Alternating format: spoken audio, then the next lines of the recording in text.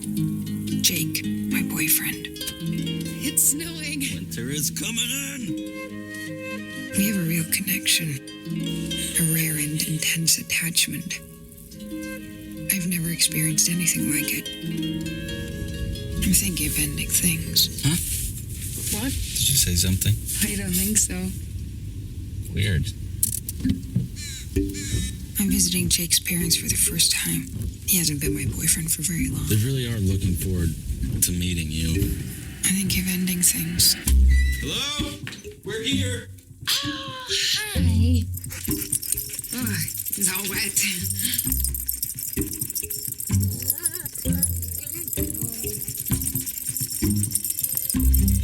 Here they come. Jake has told us so much about you.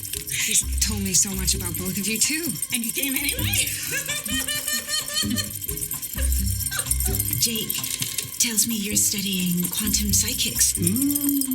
Physics. Really? But there's just something profoundly wrong Are here. you okay? Yeah, I think of ending I things. am so glad Jake has found someone.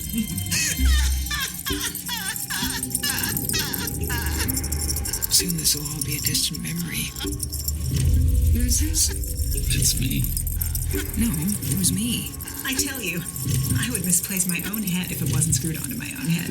I feel like I was seeing them as they were, seeing them as they will be, seeing them after they're gone. I'm thinking of You ending. can stay here. Excuse me? You don't have to go. I don't have to go where? Forward. People like to think of themselves as points moving through time, but I think it's the opposite. We're stationary, and time passes through us, blowing like cold wind.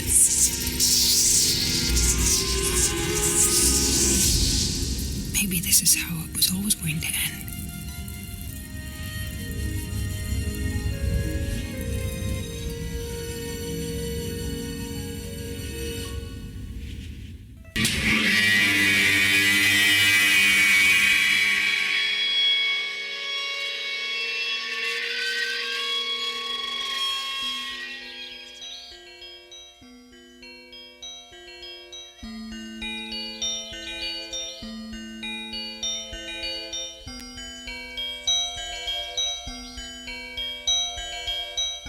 He walked out in the gray light and stood, and he saw for a brief moment the absolute truth of the world.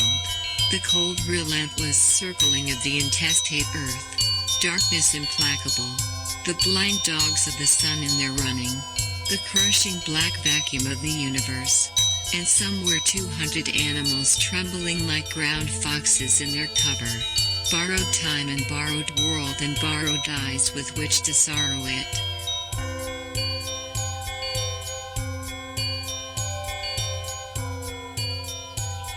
And lo, for the earth was empty of form, and void, and darkness was all over the face of the deep, and we said, look at that fucker dance.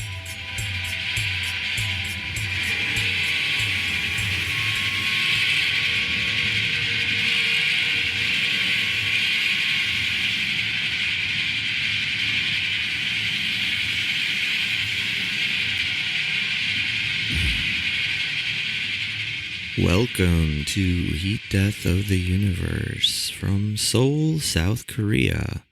Hard time stamp, September 6th, 2020, 1:17 Korea Standard Time. We decided to watch a new movie by Charlie Kaufman. He's one of my maybe top favorite director. He's definitely better than Michael Bay. And that's Jason's stance on him. He has a brand new movie out called I'm Thinking of Ending Things. And we watched it, and we want to talk about it, and we want to talk about Charlie Kaufman more generally. So, Jason, first impressions, what did you think of the movie? Oh, I thought it was excellent. even if I was left a little confused at times.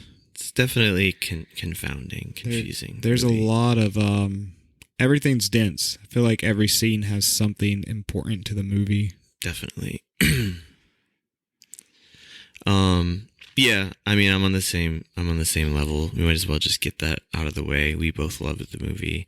I loved it so much, in fact, that I watched it a second time the day after the first time and took extremely detailed notes, which means it took me probably like 3.5 hours to watch the movie.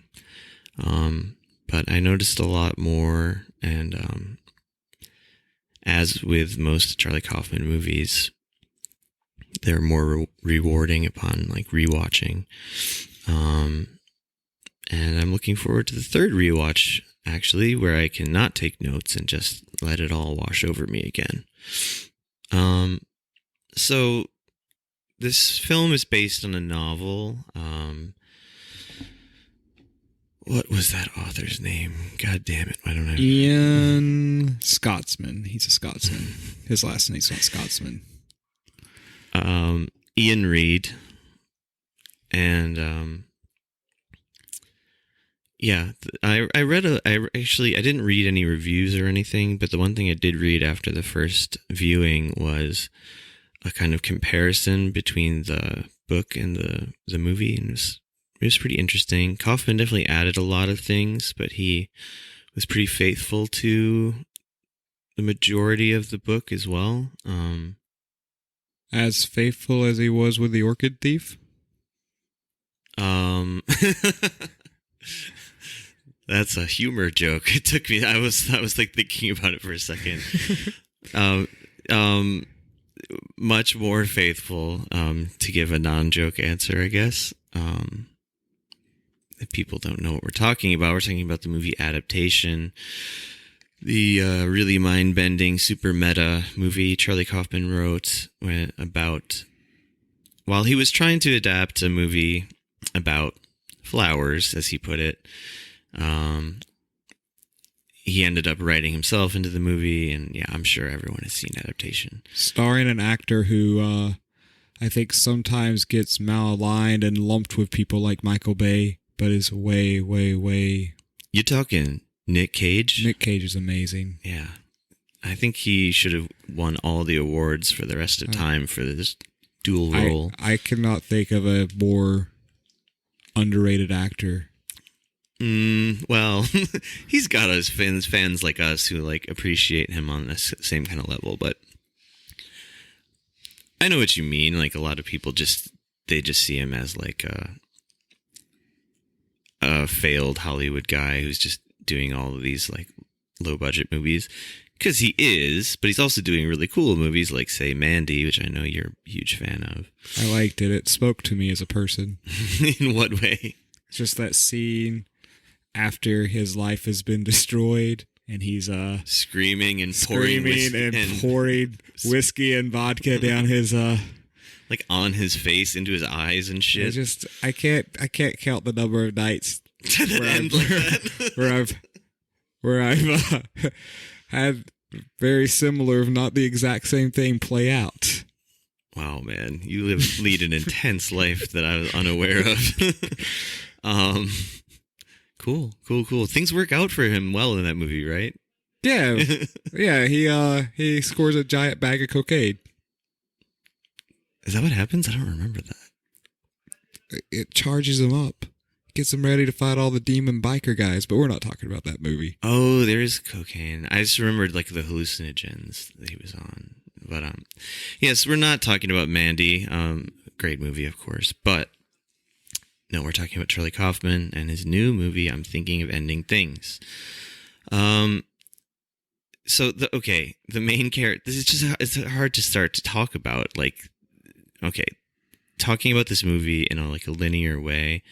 We're going to kind of try to do that, but it's going to be a lot of digressions, just by the nature of the movie and by the nature of Charlie Kaufman, the way his movies work, and like his filmography.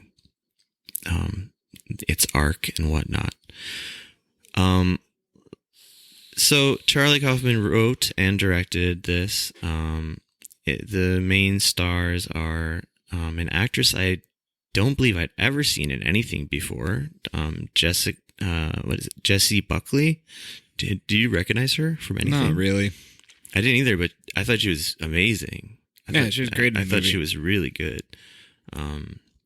Good face actor, if that makes any sense. I mean, I could clearly tell her apart from Ann Coulter.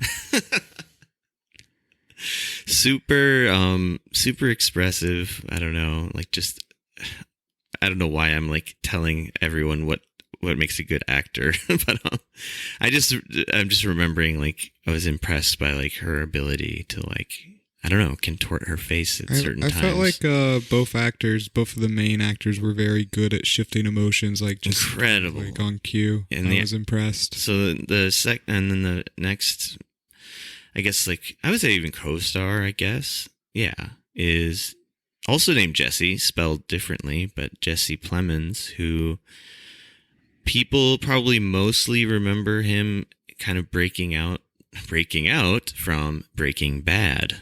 Do you remember him on Breaking Bad? I do now. You do now? I just drew the connection. And that's where I knew him from, because I watched that movie. I was like, where do I know this actor from? Well, he's been since Breaking Bad. He's been in a lot of good stuff, and he's turned out to be like an incredible actor. I really like him a lot. Yeah, no, he I just realized he's kind of got a Philip Seymour Hoffman vibe. I was about to say the same thing, that he definitely gives me Philip Seymour Hoffman vibes, that entire movie. They look kind of similar physically, maybe that's why, but they're also just both really good actors, so that's the other connection, I guess. But so he was on Breaking Bad as like he kind of became like what's the guy in Breaking Bad? The kid. What's his name? Jesse? Jesse Pinkman. Also Jesse, a third Jesse now brought in here. It's all Jesse's all the way down. He was sort of Jesse Pinkman's like rival in a way at one point. Anyway, people really noticed the guy even in this kind of minor role on Breaking Bad, and I think he was only in like the last half of the last season or something like that. He was also on one of the seasons of Fargo. I don't remember which one, but he was a main character in that. I've only watched the first season of Fargo. It must have been the second or third one. No, okay. Yeah, it was the second one, I think. Him and Kirsten Dunst. I am a fan of the Coen brothers, though. Good guys. Oh, yeah. They make all right movies, too. Yeah, I mean, honestly, I think if we're gonna for no real good reason compare Coen brothers to Charlie Kaufman, I would say Charlie Kaufman has a better batting average, but he's also made far less films. So. It's true. But anyway, then we also have Toni Collette is in a major role. She's also incredible. Charlie Kaufman tends to pick. I feel like he picks. I mean, I know there's like a casting director or whatever, but he works with like only really good actors, it seems to me, most of the time. Like Nicolas Cage. And Toni Collette, famous from, well, in my mind, I can't think of her as anything else initially than the mom in Hereditary. And then we also have David Thewlis, who's like a kind of legendary British actor. I know him, like I've seen him in lots of stuff, but I can't really like remember a lot of specifics off the top of my head. So that's our basic cast there, those four. Sometimes the movie almost comes off as like a stage play. I don't know if you got that vibe. I can see that. And especially with the way the sets are in the movie. Mm-hmm. I think it's very intentional. I think you could do that movie as a stage play pretty easily, the more I think about it. Yeah, a lot of it is just conversation. Yeah. But, I mean, there are some really cool visual elements, though, of course. But I think that's because Kaufman has kind of a background in and, like, affinity for live performances. And his previous, or his first movie, Synecdoche, New York, also has tons of elements of that, where there's literally like, I mean, plays within plays within plays going on in that movie. It's, you know, it's insane. I love that movie, but more on that probably later. So yeah, it's on the surface, this movie has everything you would kind of expect from a Charlie Kaufman movie, I guess. It's surreal. It's sad. It has like absurdist humor. I laughed a few times. Yeah, I was thinking about the humor angle as well, because his last two movies have been Anomalisa and this. And I watched Anomalisa last night right after watching this for the second time. And like I told you earlier today, I found it deeply depressing. And maybe it might be my least favorite Charlie Kaufman movie now, because I just don't ever really see myself watching it again. I haven't seen it. I don't know. It got a lot of praise. It won some awards and stuff, and I love the stop motion animation idea. That element worked, but like the story just I didn't really laugh or chuckle. It just was pretty bleak to me. Unlike this movie though. Yeah, there's some definitely funny, like kind of classic Kaufman, like so sad you have to laugh kind of moments, or like, yeah, maybe I should look at my notes here.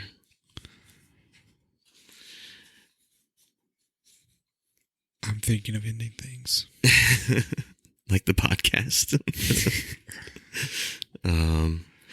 Oh, that was one thing I noticed about just the title itself, and like how the phrase is said a lot in a really kind of haunting way throughout the movie, or it's said in like voiceover.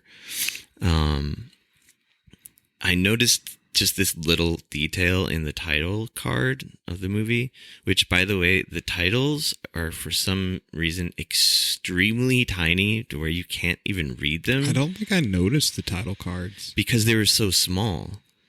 It's like intentionally like microscopic almost. Like I had to like lean into my TV to read just to see what it said, and it's definitely intentional, obviously. I like how the movie's incredibly repetitive. In what way? Like explain one of the more sound. Well, you specifically. speak of like the. I'm thinking of ending things because that is a like constant refrain in the movie, but there's lots of sounds like the windshield wipers. Yeah. And well, in the trailer, there's a dog collar, but I don't think that actually comes up in the movie. It does. It does? Okay. Twice. I didn't notice it as much in the movie. The trailer, it's like emphasized. That was the thing that I noticed the most. It really like gave me a sort of hallucinatory shock. Like it had a very like disorienting feel. So I was going to mention there are some cool like sort of sound design moments throughout this movie as well. Like the things Jason just mentioned. There's two like long, like uninterrupted like driving and talking scenes where the windshield wiper sound is very like purposely put up higher in the mix, I feel like. And it like just gives kind of a rhythm to the whole thing, I guess. And then, they, at one point in the movie, they meet this dog and it starts like shaking its body like it would if it was soaking wet, but like it doesn't stop. It just keeps going and going and going, and you can hear its collar jingling. And, so I thought those little details were pretty cool, but, was the dog even alive? Did the dog exist in the movie? I mean, the thing about this movie, everybody, is I'm not going to pretend that I know exactly what's meant to be going on, and I think that's totally fine. I think Charlie Kaufman would be pleased by that result, you know? There could be one character might be the only character who's really existing in the movie, as far as we know. The main character was many characters. Lucy was the main name for a character, but she was like... I kept referring to her as NN, no name, because she technically has no name. But then, yes, she is called several different names throughout the movie. That's an important dynamic of the movie, is that without warning, without any real shift in anything, suddenly her identity is completely different, where she's referred to, in the beginning, she seems to be like some sort of scientist or like researcher doing like really technical scientific things of some sort. And then like half a second later, Jesse Plemons says to her, well, you are a poet after all, or something like that. And she recites this like beautiful, bleak, weird poem that I tried to find online. I couldn't find it. That I found out is a real poem, but I just couldn't find it. Coming home is hard to do. Yeah. How it goes. It's a bleak one, but the way she recites it is great. And then at another point, she's supposedly a physicist, and then suddenly she's a painter, and her name changes from Quantum Psychics. Yeah. You know what? Let's just start at the fucking beginning. We don't know how to do this, folks. We've never done it. Like, we did the bad movie podcast last time, and you know how that went as well. Well, here's the thing. I do want to mention something that maybe you missed in the movie, but I caught very early.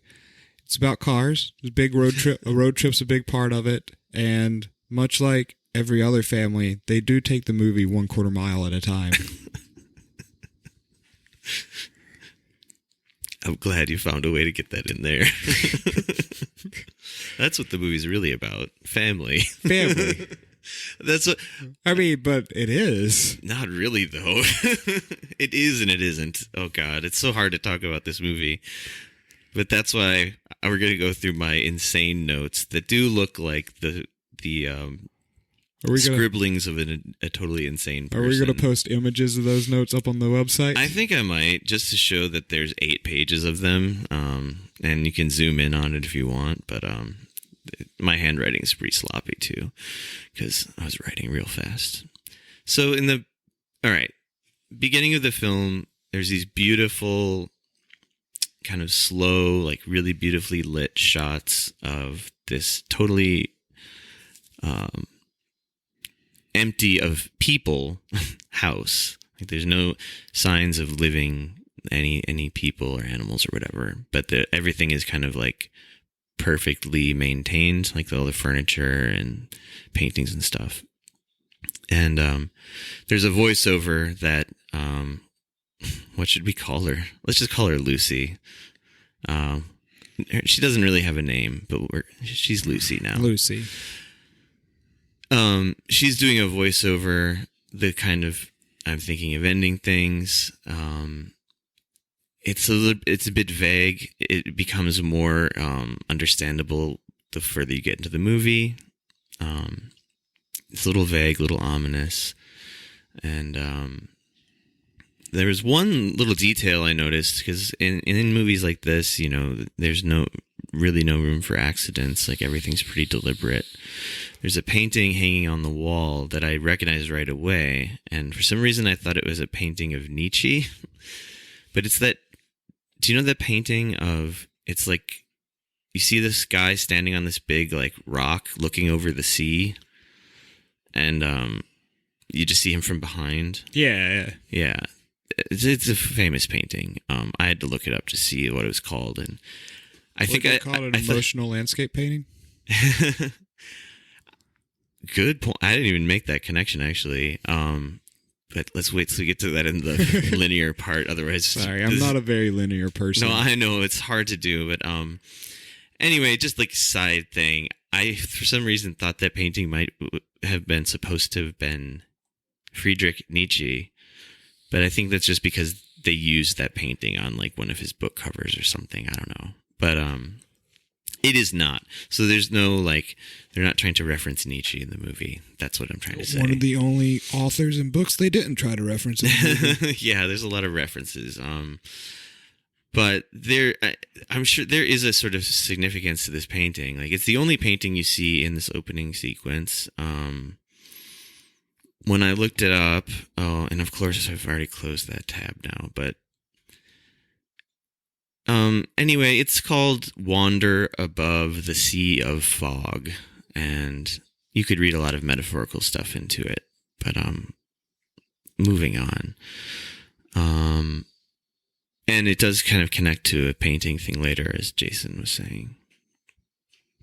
Then we see this mysterious man from behind with like bright white hair, and he's mumbling something to himself about one question to answer. And there's this like kind of like upbeat music playing during this point in the movie too, which is contrasting with a lot of what we're seeing. I mean, this is the through line of the movie as you watch the mental unravelings of an incel. That's a good read on it. Yeah. Yeah. Nicely said, really. Okay. I'm sorry. I don't want to bog down in details, but then we see Lucy standing in the snow. She's doing more voiceover. She's talking about her boyfriend that she's about to meet and how she's going to meet his parents.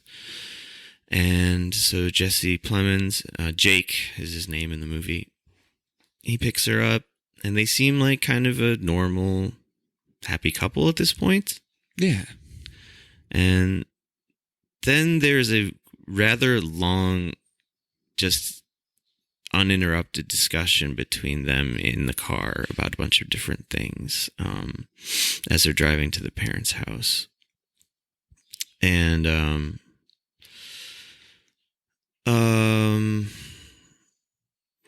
one thing Lucy notices, like, in a way that's like too excited, like for what it is she said, "Did you see that swing set back there? There's a brand new swing set in front of that like empty house that's for sale." And like it's like really bothering her for some reason. And Jesse Plemons just kind of writes it off and rationalizes it away. And earlier in the film, we did see a shot of this very empty, rusty swing set and an old man looking out the window at it, who we'll later realize is this janitor character. My God, this movie is hard to talk about. It's a little difficult. There's so much. Okay. Yeah. No, what I want to say is there's so many interesting details in this movie that, like, if you read the synopsis, it seems like it's a movie where nothing happens. But in reality, it's, as we've said already, very dense with meaning and allusions and references and callbacks and all kinds of things that you would, even if you were watching super closely, like I think I was the first viewing, you just can't notice all these things at once. So Kaufman, more broadly, like, what's your relationship to Charlie Kaufman? Like, when did you first like hear about him, see his movies? What did you think? That kind of thing. I guess the first I heard about him was Being John Malkovich. Right. Or, yeah, Being John Malkovich. Did you see it in the theater? I didn't see it in the theater. I didn't either. I always regret that. I think I was still a bit young when it came out, right? We were in high school by then. Yeah. Like, it was 99. My taste wasn't as great in high school. I mean, 1999 was the year The Matrix came out. I did see that in theaters. Oh, yeah. But, that's a thing about people always say 99 is like this amazing year for movies. You'll always forget that, though. But yeah, Being John Malkovich was definitely the best one that year. I'll say without knowing the other movies that came out. That was the year of like American Beauty, it being like the fucking critical darling and all that shit. That movie does not hold up, by the way. I haven't seen that movie in a long time. Doesn't hold up at all. I just know it's a bit creepy at times. Yeah, I'll admit I was totally sold on it when I saw it. Like, you're in now. I thought the plastic bag scene was actually deep and moving, and now it's like kind of laughable. I don't think it was the movie. The plastic bag was ever supposed to be deep and moving, but you don't think so? That movie is pretty earnest, like, and the way that the guy talks about it is like super earnest as well. He's like, there's so much beauty in the world. I feel like my heart's going to explode or whatever. I don't know. I thought it was, I assumed it was supposed to be kind of, at least like serious from the teenager's point of view. Mic issue? I think I'm having a mic issue. No, it's fine. I tell you, I would misplace my own head if it wasn't screwed onto my own head. Would you be a sweetheart and toss it in the washer? I just started a load. My hands are full picking up all these darn toys. Jake would leave his head on the floor if it wasn't screwed onto his own head.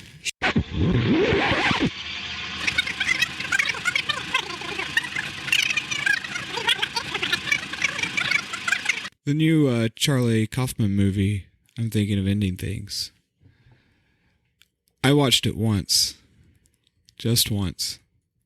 And the breakdown of the movie, as far as I remember from my viewing, which was a lighter viewing than Josh's, because I did not take pages and notes, was it opens up with a couple deciding to take a road trip to meet the boyfriend Jake's parents in the middle of nowhere. I don't remember which state. One of the cold states. I was actually unclear about that too. I think it's purposely left out. Okay, maybe they never mentioned it. And they're driving into a blizzard, so to speak. Quite literally, actually. Quite literally, which is what I mean by so to speak. And the girlfriend is thinking about ending the relationship. So it seems. Or at least that's what I gathered. I mean, it's very the refrain. I'm thinking of ending things. It's said throughout the movie, and I mean, it can obviously have a lot of different meanings. Yeah, when I saw the trailer, I was expecting it to mean suicide. Yeah, that's the first thing that comes to mind when I see that phrase. And then there's the connection to that. So in the beginning of the film, sorry, I'm going to take us back just a second. Sure. Round 2 of Josh attempting to talk about the fucking famous painting. you see on the wall, like a miniature replica version of it, of course. And I thought, oh, I've seen that painting, and it's this guy standing on these rocks above this kind of. I thought it was a seascape, but now I'm thinking it's a bunch of fog. Anyway, it sort of has implications of like contemplating jumping, maybe. Yeah, that sure. could be part of it.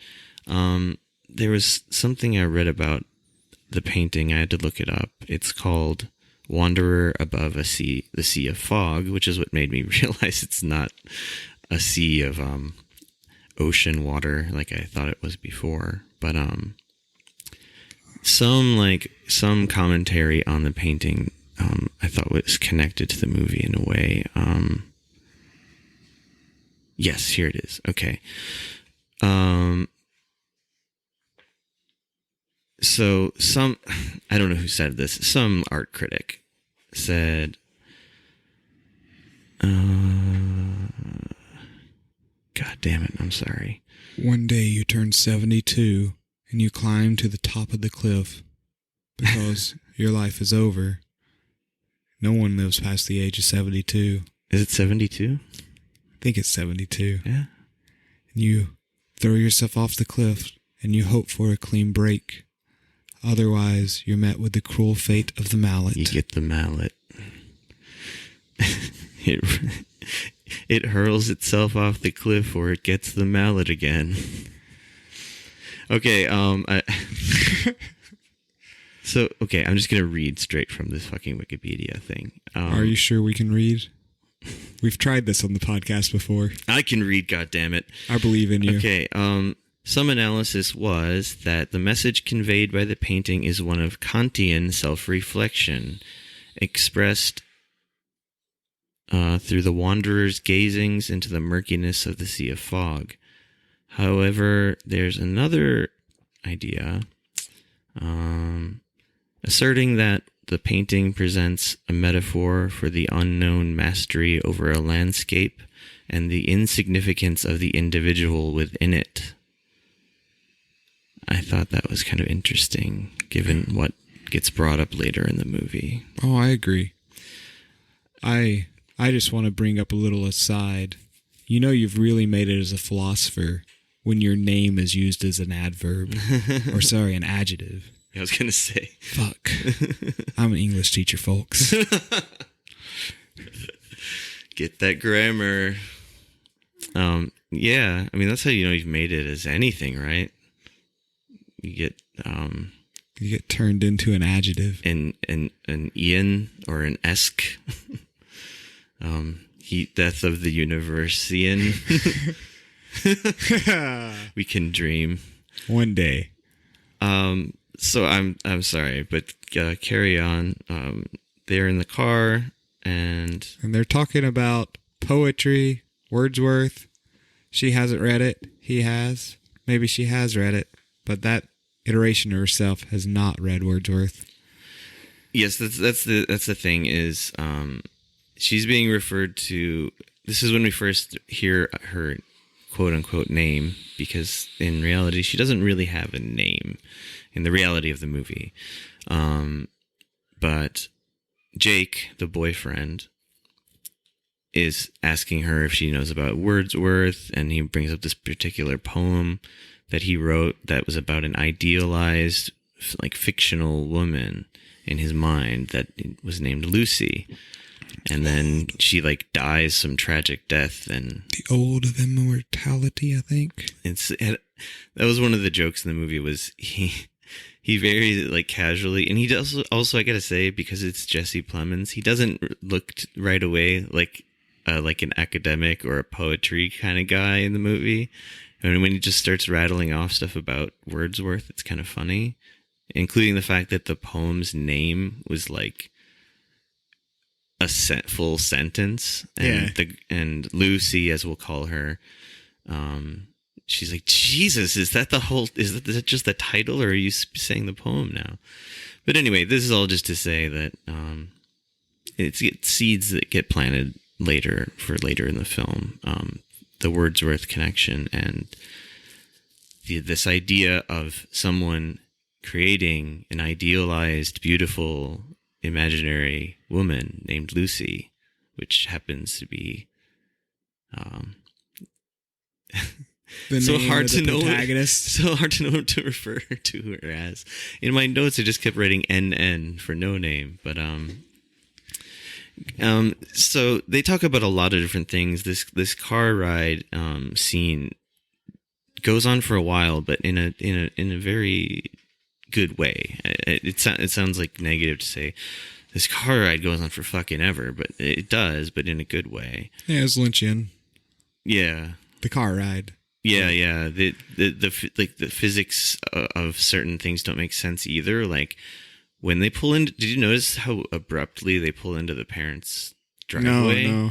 It's really weird, like, because they're in the middle of this, like, intense, like, part of their conversation, and he just goes, ta-da, we're here, and, like, pulls the car right into this driveway, and it seemed like they just, like, magically appeared there. That's very stage play-esque. Is it? Exactly. And, it happens like 2 more times in the movie when he's driving. He says "ta-da," and it's always like cutting off like mid-sentence something that's going on. Man, I was so creeped out when they finally get into the parents' house. After they get out of the car and they go into the parents' house and they're waiting for the parents to come downstairs. Yeah. And I wasn't really sure where the movie was going, but he's like continues waiting, and he's like, "Oh," and he's like, "I'll show you around upstairs later," but the way he's waiting, he's like, "They'll be down any time now." I'm like, is it just like an endless, just like maze upstairs?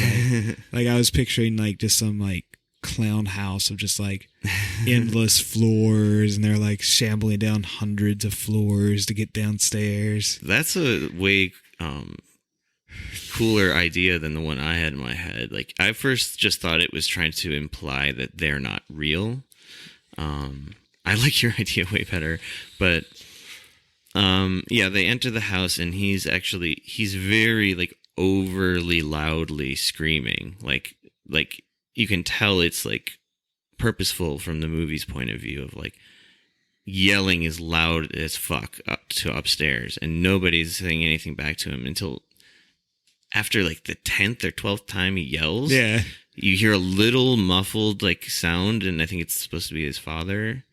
And then it still takes what feels like 10 or 15 minutes for them to come downstairs. And that's another weird like physics time thing not making sense when suddenly they appear on the stair, like the bottom of the stairs. Like there's no, like you don't hear them walking down like the creaky stairs or anything. They're just there.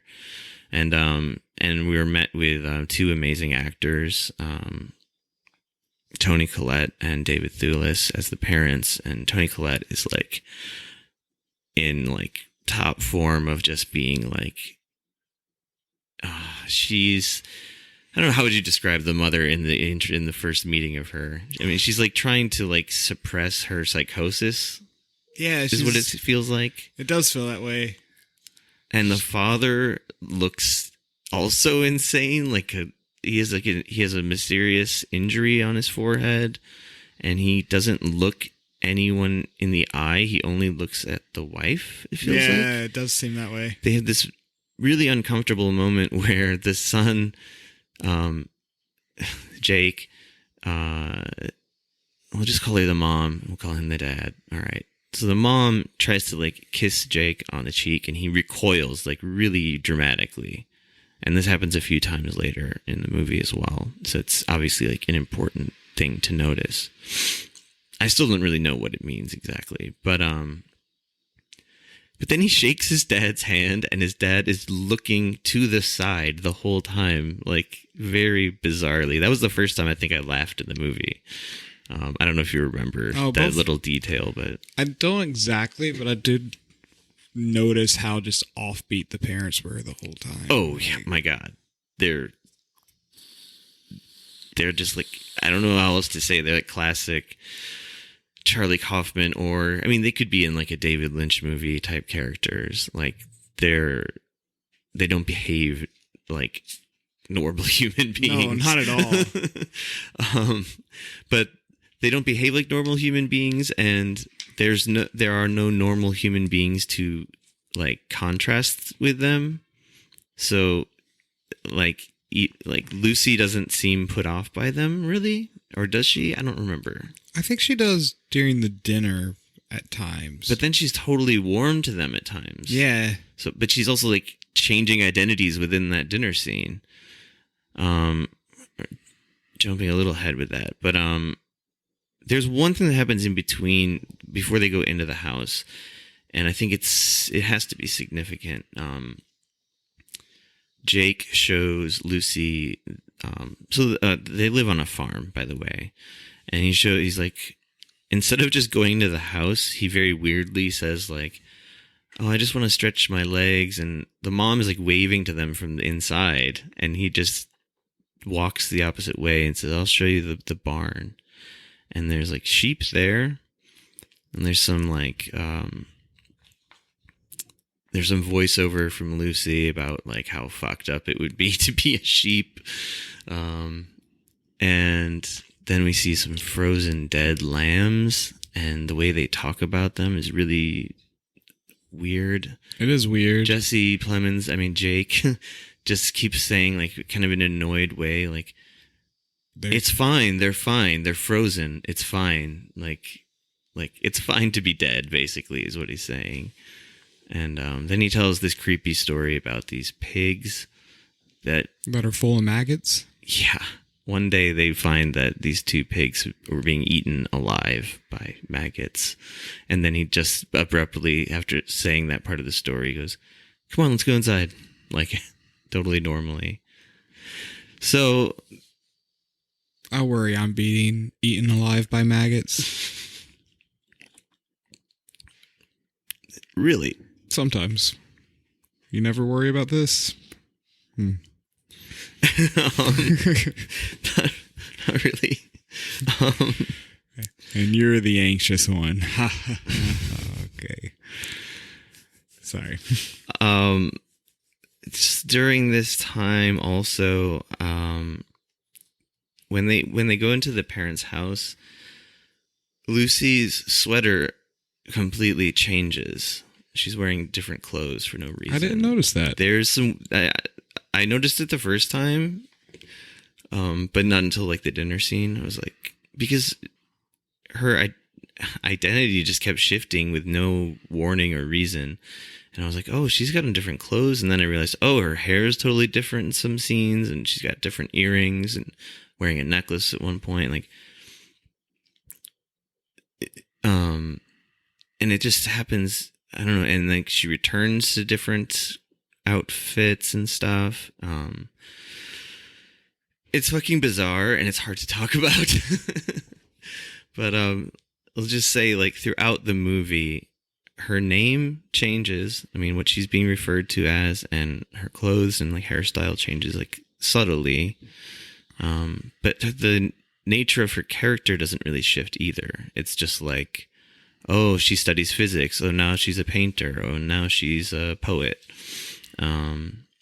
Anyway, in the movie, we're at the point where they just met the parents. And what happens after that? They talk in the living room for a bit until they're whisked away to dinner. You're surprised to see because it doesn't seem like a dinner has been prepared, but you get there and it's like a dinner. It's a massive dinner. Yes, the dinner itself is kind of like the food itself is kind of notable. Again, it's got a stage play quality to it. I thought it almost looked like plastic food. Yeah, almost. The more I kept looking at it, and they never even pretend to eat. I don't think they eat a single thing. They don't pick up a utensil or anything. I mean, this is fast forwarding through the dinner, but even when Lucy's cleaning up because she has to go, she has work in the morning because she's a waitress and she has a shift, or she also becomes a waitress at some point. She has a paper due in the morning. She has research due. She has to paint a picture in the morning. Yeah, it keeps changing. And she has to go. There's a blizzard on the way. They got to get the chains on the car. But she picks up all the plates and they're still full of all the food. No one touched anything. I think the only thing that is eaten in the movie is the Yule log. Which looked disgusting. It did. It really grossed me out. I remember when she's clearing the table as well, like thinking it just looked so purposely fake, like the whole thing. Yeah. Like, because she's also carrying, I was trying to figure it out on the second watch when I was really getting overly into the details, but she carries all of those plates of food like into the next room, which I think is the living room. Is it? So it wasn't like she was putting it like by the sink or wherever you would put food after eating. And I don't know. It was just one more thing that I think was purposely like, this is not real. Like just a wink. Kind of left ambiguous, but also just like it's artificial. And I'm going to like kind of point it out. Like I'm speaking from the point of view of Charlie Kaufman here, but, the dinner scene we can't really gloss over. A lot of kind of important stuff comes up during the dinner scene, including finding out that now, I think at this point in the movie, her name is Louisa, and she's a painter, and the father starts going off about how he hates modern art, abstract art and stuff, and she says she does landscapes, and they have this whole kind of conversation about how can you feel anything just from like looking at a picture of a field. And she said, well, imagine you're the one standing in that field. And she keeps insisting, but I need to see myself standing in that field to feel anything, which I don't know. I felt like he was hinting at some kind of like weird philosophical conundrum of solipsism, which is a big part of this movie as well. The idea that maybe you're the only one who exists. So anyway, they also talk about the mother asks for their like meeting as a couple story, and I felt like when this came up and she started telling the story, I thought that she was just making a story up, but then I'm like, maybe they're not. Yeah. She kind of retells the story at the end of the movie, but with different results. Yeah. Like in the dinner scene when she's telling it, it's very kind of like, it's like a nice, cute couples meeting love story. Like there was trivia night at a bar, and like he was kind of an asshole, but like I thought he was cute, and we ended up talking anyway, and blah blah blah. Now we're together. This whole time too, Jake is like looking very down, and yeah, his mother keeps like trying to like touch his shoulder or something. He's just like flinching away from her, and at one point he has this outburst about the game Trivial Pursuit. Do you remember Genius that? Edition. Yeah, it's I found that part kind of like emotionally effective because I just felt so bad for the mother. Oh, I did too. So she's just trying to say, she's praising him the whole time. She's like, he's so smart. He used to do this, and blah, blah, blah. He was so good at Trivial Pursuit, the Genius Edition. And he corrects her really angrily and says, genus. It's genus. It's not genius. And anyway, he kind of has this like explosive thing where he just starts yelling at her about it. He's never nice to her. No, he seems to really hate his parents, both.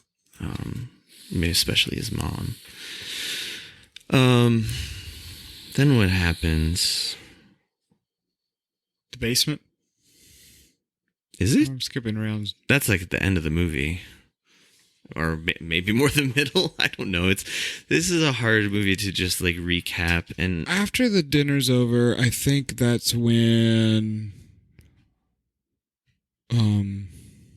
they go to the sitting room because she really wants to go home, and then they're like, but we have dessert prepared. Yeah, you're right. And they go to the sitting room to have dessert. And I don't remember where the parents like exit to, but at some point during this, Lucy invites herself upstairs. No. You're it's understandable that you're jumbling it together, but that's way later. Okay. What happens is suddenly she's the only one in the house sitting at the dinner table. Everyone is gone except for her, and there's some more voiceover from her, but she has no reaction to it at all, like externally or internally. She's just kind of sitting there, and then there's just like a quick cut, and they're all like in the living room, the sitting room, and she has different earrings on and like a necklace, and so it's implying another sort of weird shift. Like, okay, the other thing is like there seems to be a quantum physics angle to this movie, because like at some point physics is brought up, like Jake is a physicist and she is a physicist at certain points in the movie, and it seems to be just a sort of like many worlds theory thing that could possibly be going on in the movie. Oh, I didn't pick up on that, but that makes a lot of sense, actually. That's what I thought about, and but I think it's so ambiguous that you can put a lot of different things into it. But she's in the living room with Jake, and the parents can be heard screaming like bloody murder at each other from another room, and they're acting like nothing's happening. And while that's going on, they're like, Lucy's kind of looking around at the pictures on the walls and stuff, and she sees this picture of a kid, and she's like, "Who's that?" And Jake comes over and says, "You can't tell?" Like, and then we see the picture again, and it has almost like a comically photoshopped, if I remember right. The picture changes even in our view as people watching the movie, where like they cut back to it again, and it's like Jesse Plemons' like adult face kind of like weirdly photoshopped on a kid. Yeah. But Lucy's like she's like stunned. She looks really shocked. She's like, "I thought this was me." And then it kind of trails off, and the parents just come in with the dessert, and that issue is never explored again. But it's just okay. There are moments in the movie where the girlfriend, let's just call her the girlfriend. Lucy. I don't want to call her the girlfriend. Where Lucy was really questioning is she actually just Jake? Is this all just Jake? She does actually just outright say that at one point towards the end of the movie. Kind of goes into the solipsism theme, I guess. Oh yeah, everything just being Jake.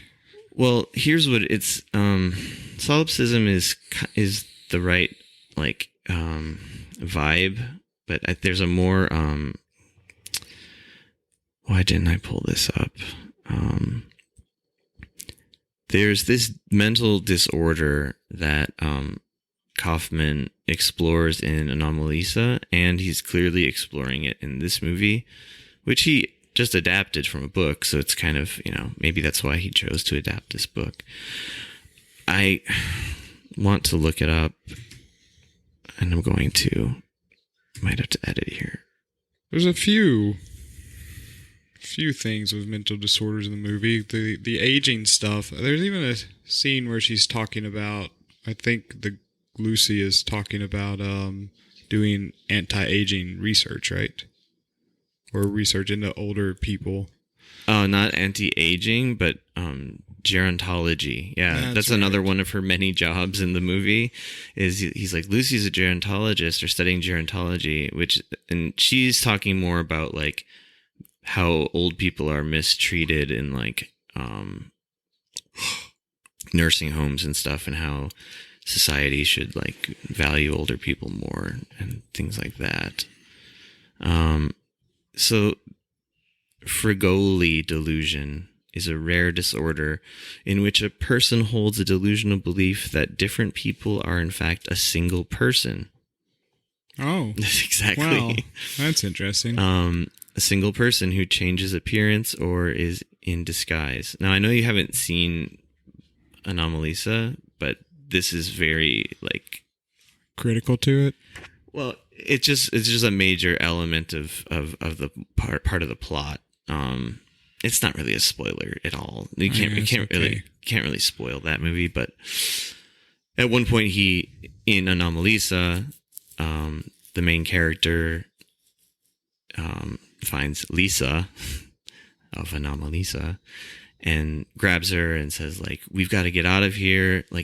All those other people are just one person. You and I are the only people that exist. Yeah. Something to that effect. And so there's a similar thing going on here. There's a similar delusion that this one I've heard of before, called the Capgras. I don't know how to pronounce it. Maybe Capgras delusion, where people can't recognize faces. Sound familiar, Jason? Hey, like I said, I could tell Lucy was clearly not Ann Coulter. Oh, no. This is actually more fucked up than that. Capgras delusion is a delusion. This sounds terrifying. I wouldn't wish this on my worst enemy. It's the delusion where you think You're nicer than me. Where you think a friend, a spouse, a parent, or close family member or pet even has been replaced by an identical imposter. So that's not the face blindness thing. Sorry. That's a reason to end things. Yeah, that would be such a nightmare.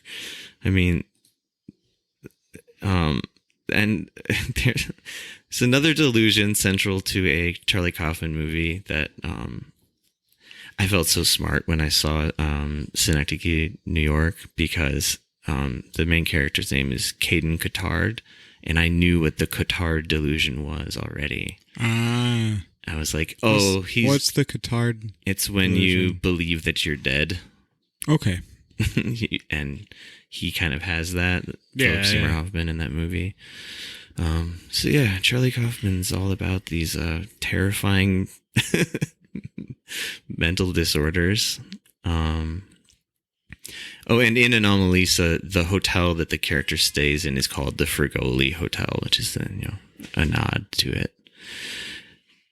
Anyway, we're in the sitting room with the parents, and Toni Collette, the mother, eventually has a really really uncomfortable like breakdown scene where she's like kind of laughing hysterically but also crying. And okay, also by this point in the movie, when the parents came into the room with the dessert, they've aged like 30 years. It's nuts. Especially like Toni Collette looks like on death's door almost. Pretty good old age makeup in the movie. But and yes, this is not remarked upon by anyone, so just it's very accepted. weird, very unusual. And I'm trying to remember the particulars of that scene. I mean, she has this breakdown about like just how life is so painful and hard in general. She thinks she refers to life as a railway to hell or something like that. Yeah, that's and then exactly it. And she makes a joke and says, because Jake is like disturbed by her saying that, and she's like, "Oh, I'm sorry, I'm overstating it. It's a railway to heck." And then she like laughs like maniacally. I don't know. You had to be there, folks. But she's not wrong. No, and like her kind of monologue about how life just gets harder and harder and harder. Like it doesn't really get easier as you get older is really kind of bleak and feels fairly real to some degree. Yeah. Oh, and the father starts referring to her in the past tense while he's sitting there with them all in the room. He's like, "Your mother used to be this and that, so beautiful, so funny," implying either like maybe he could mean before she like went totally batty and crazy, or perhaps she's dead in the reality of the movie, and what the fuck's going on with her sitting right there? I don't know. That's how like elastic with like time and identity this movie is. Like it's the most what's the word I'm looking for? Like malleable, like time and physics and identities have ever been in a movie, in my opinion. Like it makes Mulholland Drive look like, I don't know, like a fucking like Air Bud or something. like a kid's movie. What if David Lynch did Air Bud? One of the Air Buddies movies. If only David Lynch had gotten to direct Return of the Jedi, we could have had the David Lynch Air Bud. Right, he would have gone that route.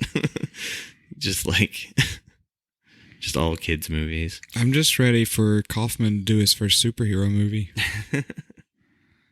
No, please God, no. I want to see the Kaufman Batman, where he adapts a comic, where he's just a neurotic, self-obsessed Batman. Sure, who never leaves the Batcave once. It's all a delusion. The Batman myth is all a delusion. He's like, me and Alfred are the only ones who exist. The Joker is just a figment.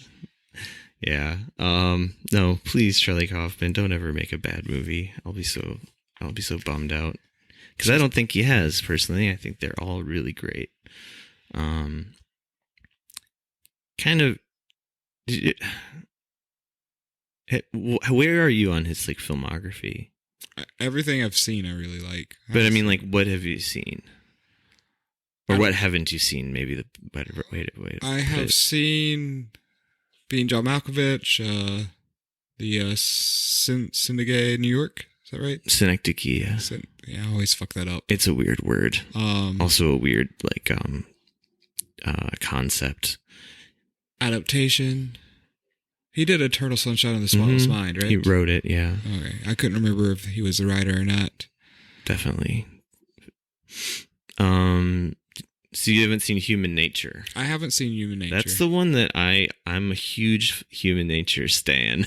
That sounds funny if you don't know I'm talking about a movie, but Are you a stan because other people didn't like it, or? I just loved the movie, and then I found out that like it was like it was like shelved for a long time. It was the second movie it was the movie he did after being John Malkovich, but I didn't know that. But it got like, it just got buried by the studio. It like buried during like the writer strikes? I don't think it was anything like that. I think people just thought Kaufman got like I think an Academy Award nomination for being John Malkovich, but he still wasn't as maybe viable a commodity as he became like after, say, like Adaptation. So I think, and it was a Michel Gondry film, and Michel Gondry I don't think had made any American films, at least at that point. Okay, so this was like, so people probably were just like, this is too fucking weird. We're not going to put a lot of like effort into marketing this or whatever. And so the Human Nature movie is not the Michel Gondry movie with the big floating clouds and the.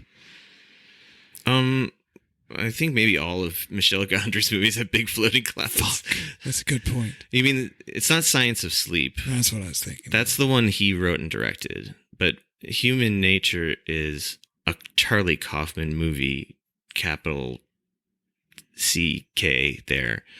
But Michel lowercase Gondry. g. And it's a great movie, and I'll fucking fight anybody who says otherwise, and you should really check it out. It's I'll like, watch it. It's very, like, after a movie like I'm Thinking of Ending Things or Anomalisa, like, you'll be so, like, cheered up by Human Nature. Like, it has its dark elements, but it's much more, like, purely funny, and, but it still, like, has all the Kaufman, like, charm of like weird shit going on, and it's got it's got Michel Gondry's like kind of cool visual style as well. But yeah, highly recommend Human Nature. So many people haven't seen it. People that are even big Kaufman fans just overlook it for whatever reason. Yeah, I've probably watched that movie like 50 times. I really like it a lot. I think that I somehow just missed it entirely. Yeah, you should definitely give it a look. And then you haven't seen Confessions of a Dangerous Mind? I have not seen Confessions of a Dangerous Mind. I mean, I have seen Dangerous Minds. I haven't seen Dangerous Minds. Well, it's about a teacher who teaches at an inner city school. I know what it is, man. It was really popular. Just in case you've never heard of it. Well, it's not weird at all. I kind of feel like I have seen the movie because I watched that music video so many times, the Coolio music video. Yeah, the great artist Coolio. Gangster's Paradise, yeah. How to Get on Gangster's Paradise from Charlie Kaufman. Okay. The Confessions of a Dangerous Mind, just to kind of roll through this filmography a little bit, is directed by George Clooney. It's like, what the fuck? Why is Charlie Kaufman working with George Clooney? Of ER fame? Yes, the ER man, the doctor man. I'm glad that he got work after his serial TV show ended. Yeah. I hear he's doing okay. See, that's one step closer to Kaufman doing a Batman movie. Goddamn. But Confessions of a Dangerous Mind is also an adaptation from a book written by this game show host, Chuck Barris, and it's like a part autobiography and part fiction, at least, but it's unclear how much is fiction. He basically in the book says that he was like the Gong Show like host by day and like a CIA operative or something at night, and like I'm a podcaster by day and a CIA operative by night. Yeah, it's a good comparison. That movie is also good, and it's really saved by, Kaufman's script. And I just read something briefly about it, where George Clooney was like clashing with Kaufman about it. Like he thought the script was too weird at certain moments, but like Kaufman ultimately, I think, won out somehow. Anyway, also a movie worth seeing, but it doesn't have the feeling of like a full-on like Charlie Kaufman movie the way that the others do. How much money has George Clooney donated to the Biden campaign? I bet it's a lot. Yeah, probably. Get out of here, Biden. This is a Charlie Kaufman episode. Doing God's work.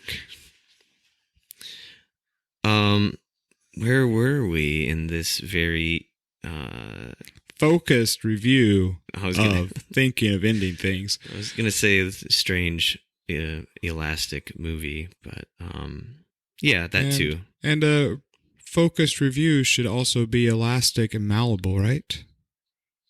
Yeah, we're doing this on purpose, guys, to mimic the movie. I'm a quantum psychic. I always knew you were, and how.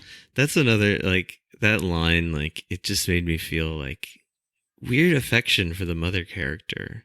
Like, she's like, I don't know, maybe it's just, maybe I'm putting affection on I had the affection actress for her too, but I also just really like Toni Collette. Just because everyone has problems with their family, and I do think a lot of like the mom and dad are not so much that they were necessarily the weird tickish people that you see in the movie, but it's more of like the mental representation that Jake has of his parents when he's. I mean, a lot of this movie, I think that's is right. Him like ultimately thinking back on his past. I think so we can kind of project from the end of the movie a little bit here and say that, I mean, okay, first of all, there's no big like Citizen Kane reveal at the end of this movie. It's not like that. Or did you think? No, there's no Rosebud. There's no Rosebud moment. There's no like it was a dream all along or anything like that. Kaufman would never end a movie that way. It's much more ambiguous, super ambiguous, and more to say on that when we kind of get to the end, so to speak. But what was I going to say? One running theory you could keep in mind while watching the movie, or that you'll start to gather, is that, and I can't believe I haven't mentioned this yet, we do keep cutting to these scenes with this janitor in a high school, who's just kind of like wandering around doing janitor stuff. And then it slowly seems to be revealed that this janitor, in whatever time, space, whatever he's in, is actually Jake, older. One of the ways you kind of realize that is on their first car ride. At one point, Jake says that he starts singing a song from like Oklahoma, the musical, I think. And I thought this part was kind of funny too, where he goes, I like some musicals, a few. And then he goes on to list like 50 musicals in a row. Like he just keeps going and going and going. It was just a nice little Kaufman-y touch there. There's a lot of musicals. Yeah, but he said, I like a few. And then he lists like 25, literally. And then in one of these like cuts to the janitor, he's like mopping or whatever in the theater of the high school, watching a musical like practice. They're doing they're practicing for their play. And there's other reasons you start to connect them as well. But where were we in the timeline of this movie now? The parents had disappeared from the sitting room. Oh yeah, they just disappear? Lucy was all by herself. Again, yeah, okay. And Jake disappears as well. She starts to get curious about the house, starts looking around. Right, this is where that part comes in. Okay. Go on, sorry. And I think she may have noticed the basement door earlier. She did, and when they first went in the house, there was a whole like to-do about this creepy ass basement door. Yeah. Where don't go into the basement. Yeah. That's where they keep him. Well, it's like poorly like taped closed, the door, and there's a bunch of like weird scratches on the door as well. And suddenly she gets really disturbed by that. She's like, what are the scratches? And Jake is just saying he's like protesting too much. He's like, yeah. It's just a normal basement. It's practically just a hole in the ground. And then she starts to make kind of just a joke about like, oh, in the horror movies, they always say like, don't go in the basement. And she goes running towards the door, and he like very seriously like blocks her from going to the door. And anyway, it just sort of like plants the seed of something's going on with the basement. What's in the basement? Are there children in the basement? So so the parents and Jake have just once again inexplicably vanished, and Lucy's just sitting there alone again, and she starts calling out to Jake, I think, at this point. I'm confused what happens here. I've got all these notes. Go ahead. I mean, she's real stressed out because she needs to go. She's got places to be, things to do. It's time to go. Right. Oh, and then she sees the dog again with its like bizarrely like never-ending shaking of its body with the collar jingling, and then that dog also just kind of disappears suddenly, and eventually Jake does like answer her and yells back something about the tire chains. Hang on, what happens after that? Isn't this where like she eventually heads upstairs to his room and the parents start going through the montage of sort of the parents' life through their quick aging scenes? Yes. Okay. So, and I'm realizing we can't cover everything, obviously. So we have the parlor scene, whatever, with mom breaking down. Everyone disappears. Also, her name changes to Lucia, studying gerontology. There's like a clothes and hair like reverts back to what she was wearing in the very beginning of the movie. Yes, she goes upstairs and she's kind of just like wandering around, and she comes to a door that has a label on it that says Jake's childhood bedroom. Which, okay, I laughed when I saw that. If you really had like someone with Alzheimer's in the house who needed like everything labeled, you still wouldn't write childhood. Yeah, you would just say Jake's bedroom. Well, actually, maybe you would, to remind them like Jake is not a child anymore. This is where he used to sleep. But anyway, I thought the little sign was funny. She goes into his childhood bedroom, and here we see like a bunch of little, I don't know, little details that connect to the whole film. We take a look at like the bookshelf, and there's a bunch of like just like DVDs and VHSs and books. And I paused it last night when I watched it. When I didn't pause it, I saw very plainly that there was a huge book of Wordsworth's poetry and then a huge book of Pauline Kael film criticism, which made me think, okay, well, the Wordsworth I get because they brought it up earlier, but then Pauline Kael, maybe for later. But I paused it and looked more closely, and there was like, okay, there was a physics textbook, chemistry textbook, the Pauline Kael Wordsworth. There's this novel called Ice, this weird experimental novel from like the 1960s that I have read, by the way. I was actually it was kind of exciting to see that mentioned in a movie. There's a book about viruses, which is another thing they talk about in the car. There's David Foster Wallace's supposedly fun thing I'll never do again essay collection, brought up later in the movie, which also gets brought up. Then the one thing I noticed that was cool and definitely deliberate was a VHS of The Thing.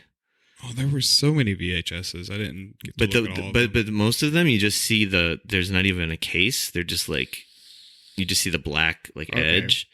But so I was like, oh, like the only one that really popped out was The Thing. And I was like, what? How is it relevant? My first thought wasn't even the really obvious thing now that I think about. My first thought was, The Thing, like it becomes you. Yeah. It wants to like become everything, which is definitely a weird theme in this film about like, identities shifting and things like that. Not the thing in the basement. But then also the whole time in this whole film, there's like a blizzard, and the Thing is famously in Antarctica. So anyway, I thought that was kind of cool. But then she also comes across this big book of poems and she starts reading it like in her mind, and it's the exact same poem she had recited as her own in the car, which she does actually have a weird reaction to. For once, someone reacts to these weird things properly. And then because this version of Lucy was upset to see an ex-girlfriend's book of poetry. Maybe that's what it was. I don't know if that's it. I tried to fake out that scene, and that was one of the thoughts that came to me. Yeah, but she doesn't see, like, I don't know, but you're right though, because there's so many like versions of her. Like, most of the versions of her are thinking of ending things with Jake. Like, she doesn't seem very into him at this point. Poor Jake. No one wants to stay with Jake except for his mom, who he despises. And the other thing that happens, like, from the very beginning of the movie in her voiceovers, is she can't remember how long she's even been dating him, and it's a really short amount of time that she guesses too. Like 7 weeks. Yeah, she goes 6 weeks, 7 weeks, and then at one point she's like, it feels like forever, and then anyway, again, elasticity of time. The father then, like, startles her by putting his hand on her, and suddenly he's, like, extremely old. Yeah. And I think maybe even holding a cane or using a walker or something. Something like that. And he he goes on to, like, kind of self-awarely talk about his dementia, and explains that, like, he can't remember things, and that's why there's labels around the house, including, like, Jake's childhood bedroom on the door.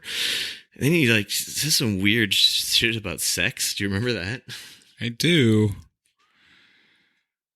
Not well enough to talk about. Oh, okay. Well, he's just like, he's just like, oh, well, you can stay here tonight, and plenty of room in that child's bed. It's so fucking creepy. He's like, and he's using words like fucking and stuff too, and she's not reacting at all to this in a normal way either. But this part I don't think is very important. It was just kind of funny to me, like the way this great actor is talking as an old man, like. He's like, I imagine there won't be any fucking tonight in the child's bed. And, like, I don't know, he's just kind of being strange. And, oh, yeah, one thing I might be reading too much into, but when I watched it the second time, he says specifically there's room just for one child, not two. And he, like, really emphasizes the one, not two, making me think of the identity of this person. He, like, very, like, the way he says it seems pretty. I mean, there's times in this movie where I know we're, like, following or sort of tracking Jake's relationships, and but there's times in this movie where I think that Jake has really made up all of these relationships in his head, that, like, he's, like, looking at versions of his life where his life would have been better, even though none of these situations seem great with his meeting his family. I 100% think that's the case. I don't think he's ever had a real girlfriend because... Well, because I have, like, going back to the janitor who is Jake, right? The janitor's Jake. It's undeniable that that's what it's supposed to be. It's never said explicitly, but it's all but said. It shows him watching the romantic comedy. That part's weird as fuck. And it just makes me think that all of these relationships are kind of like delusions of his, like, of these what if I could have gotten with her, what if I could have gotten with her. Exactly. It hit, so, okay. Which is why I made that incel comment. Yeah, exactly. Forever ago. So we go back to, we'll just call him janitor, but it's Jake. It's Jake older. There's also a weird little slip, just to go back, rewind a bit again, when in the living room scene with the dessert, where the mom says to Jake, remember your 50th birthday? And he goes, Yeah. he goes 20th, like really pissed off. She's like, oh my God, I'm such an idiot. What was I thinking? 20th, of course. And then it's never spoken to again, but it implies that like the reality of what's happening, like behind like this sort of surface level thing that we're seeing is just very different. But yeah, there's this scene where the janitor is he's like eating his like lunch or something in the school, and he's not in like a break room. He's like, I thought it was kind of weird too. He's like sitting in one of the classrooms, watching a DVD on this huge TV screen, and it's of this like fake movie that Kaufman filmed for the movie. Really strangely like stilted, bad kind of movie. It's like this waitress is talking to this old guy who looks kind of like the janitor. He has like white hair and he's the same like body type and same glasses. And he's asking her like, what hamburger is the best here? What do you recommend? Like, how's the Santa Fe burger? And then suddenly there's this guy, creepy guy, standing behind the waitress, and the old man is like, there's someone behind you. And she goes, oh, that's Nimrod. He's following me around, like learning how to be a server. That's Quentin from The Magicians, the Sci-Fi Channel's great TV show based on Les Groffman's 2000-something or another novel about magicians in college. I didn't recognize that author or any of the words you just said. It's okay. Just a pop culture reference that doesn't matter at all. No, some people might know it. I just don't know it.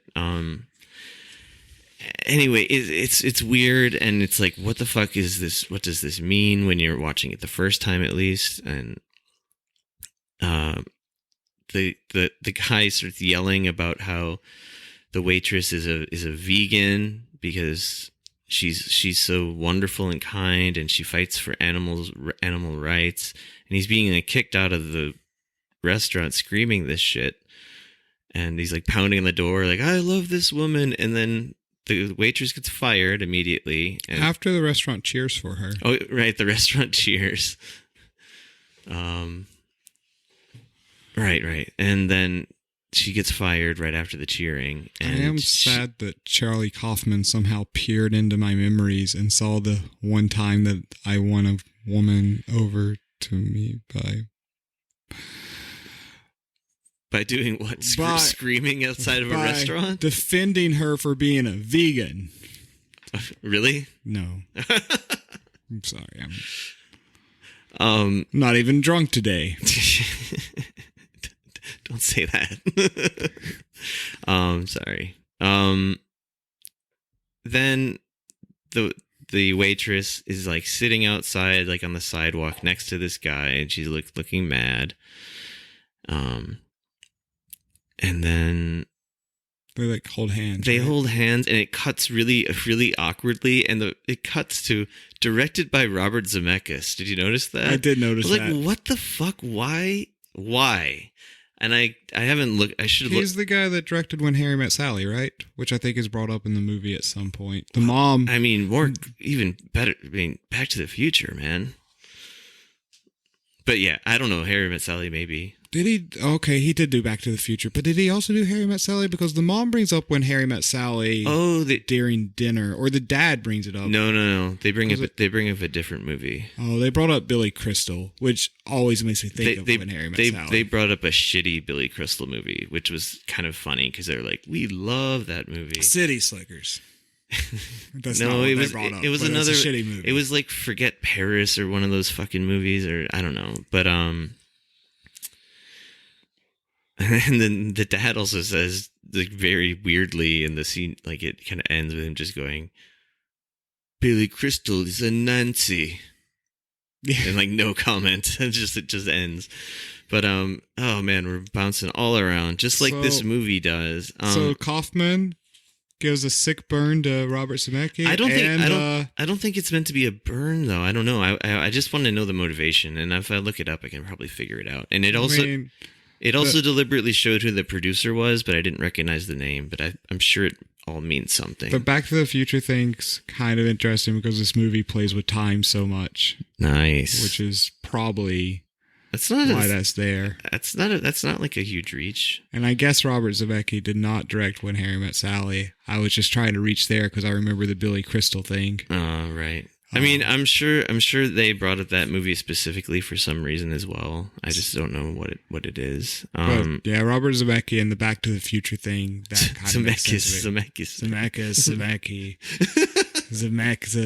Zemeckis-thon. Bob Zemeckis.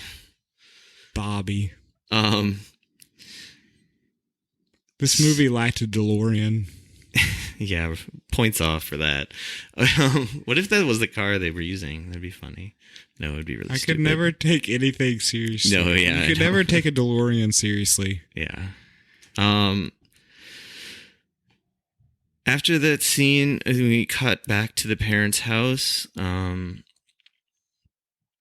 And suddenly the mother is looking like 25 years old in like a sort of like 1950s housewife getup. Yeah. And she's like real peppy and energetic and like cleaning, kind of like picking stuff up around the house and talking a mile a minute to Lucy about how she's being bossed around by her child, right? I mean, she's complaining about Jake and how he always gets his way. She's contorted her life to be to where he's like the center of her life. She says, "Don't let him control you," something like that. And there's one like kind of toss away line that it's also in, I think it might have been in the trailer.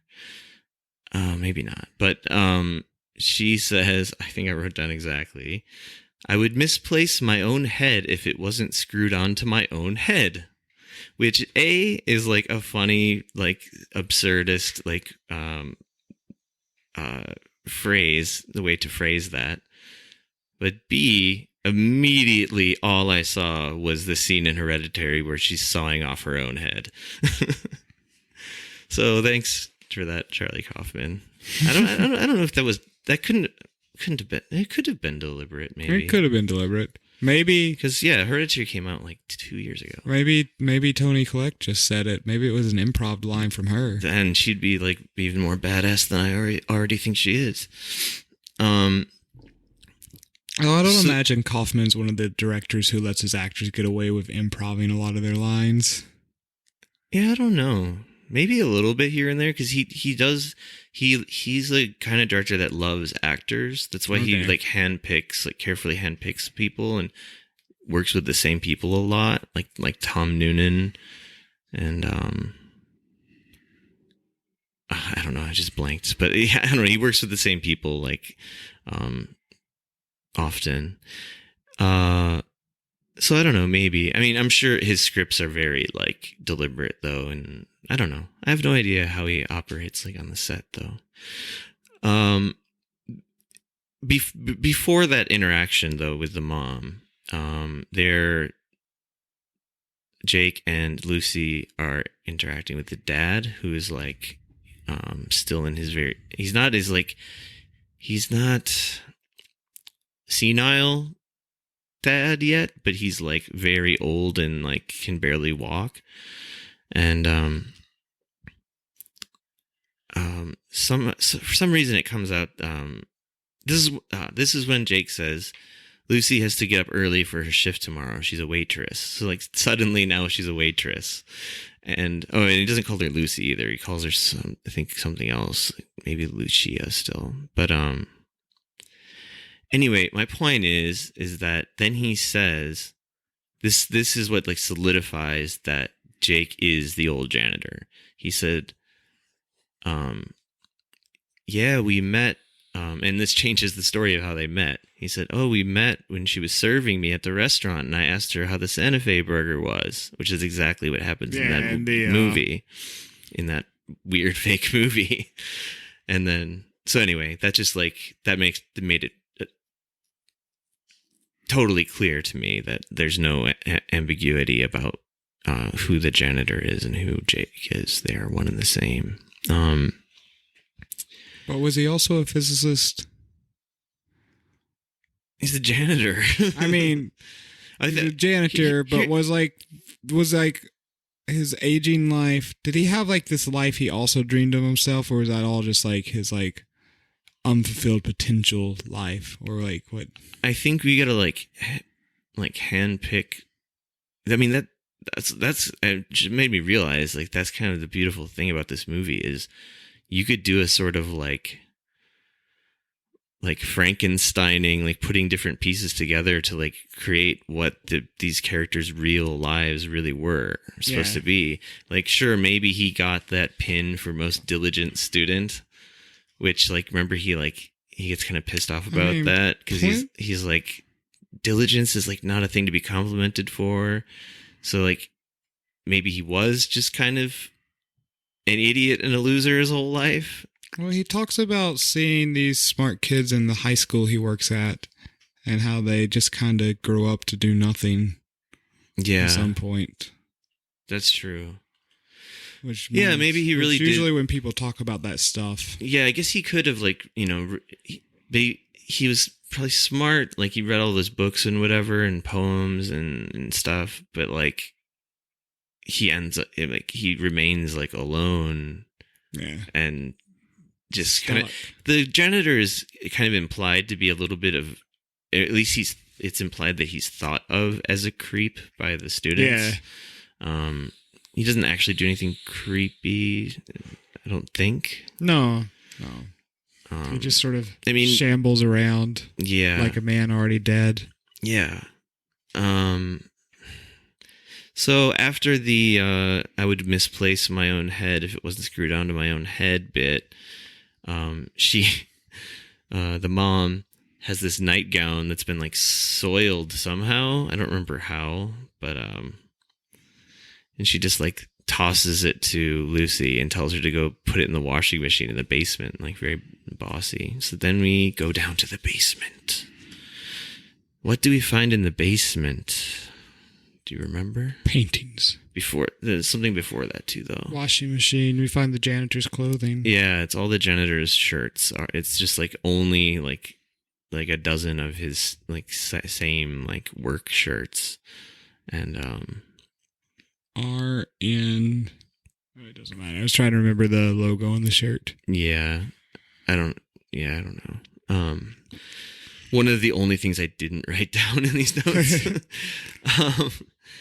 I literally wrote eerie music for this part. Like, could have been writing down the logo. Yeah, because I could have. Then she goes into this like separate room in the basement. So this is the thing that I guess he didn't want her to see. There are like paintings that look very amateurish, like done by a child. Not like terrible for a child, okay, but they're not like professional paintings.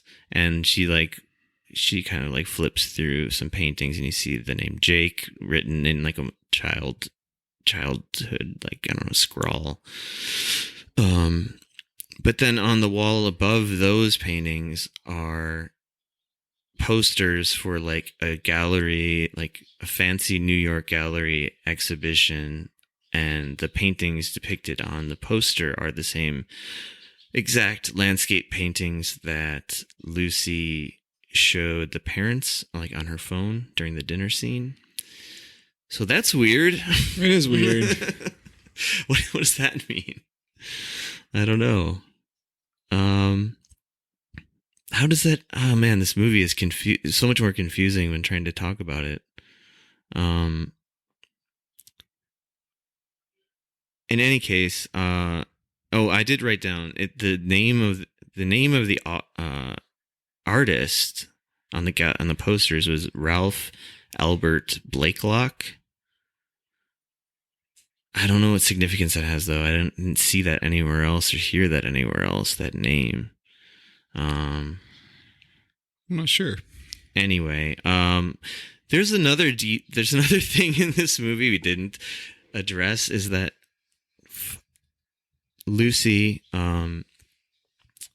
even early on in the movie, she gets a phone call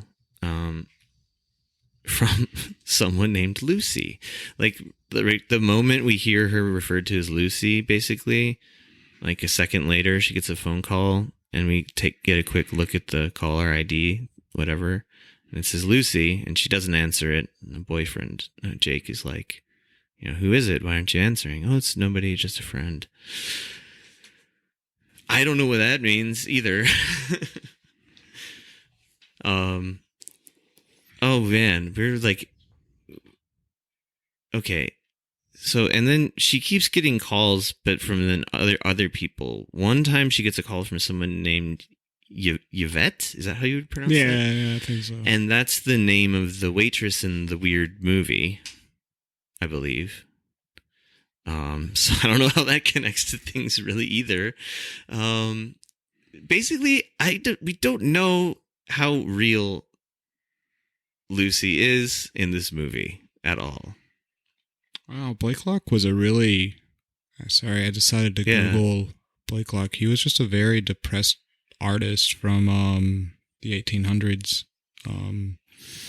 His depression manifested in schizophrenic delusions in which he believed himself immensely wealthy, perhaps because apparently he had a hard time selling all of his paintings, and just had 9 children and a wife, and was kind of a genius, but also schizophrenic and depressive. Of course, Charlie Kaufman picked him. It fits perfectly with the story of him having these delusions, right?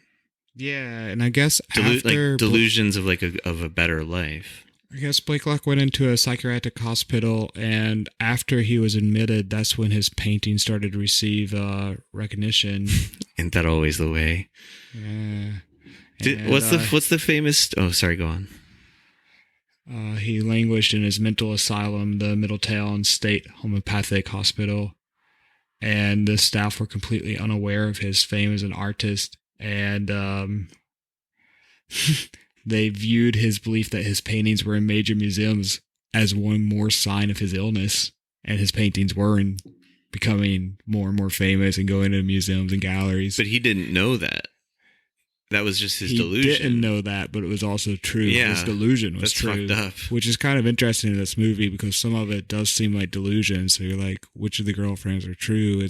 Did he date the painter, or was because all the stuff that the girlfriends did were also things that you find in his bedroom where you're like, is he just making up these girls, or did he date some of them? That's a good question.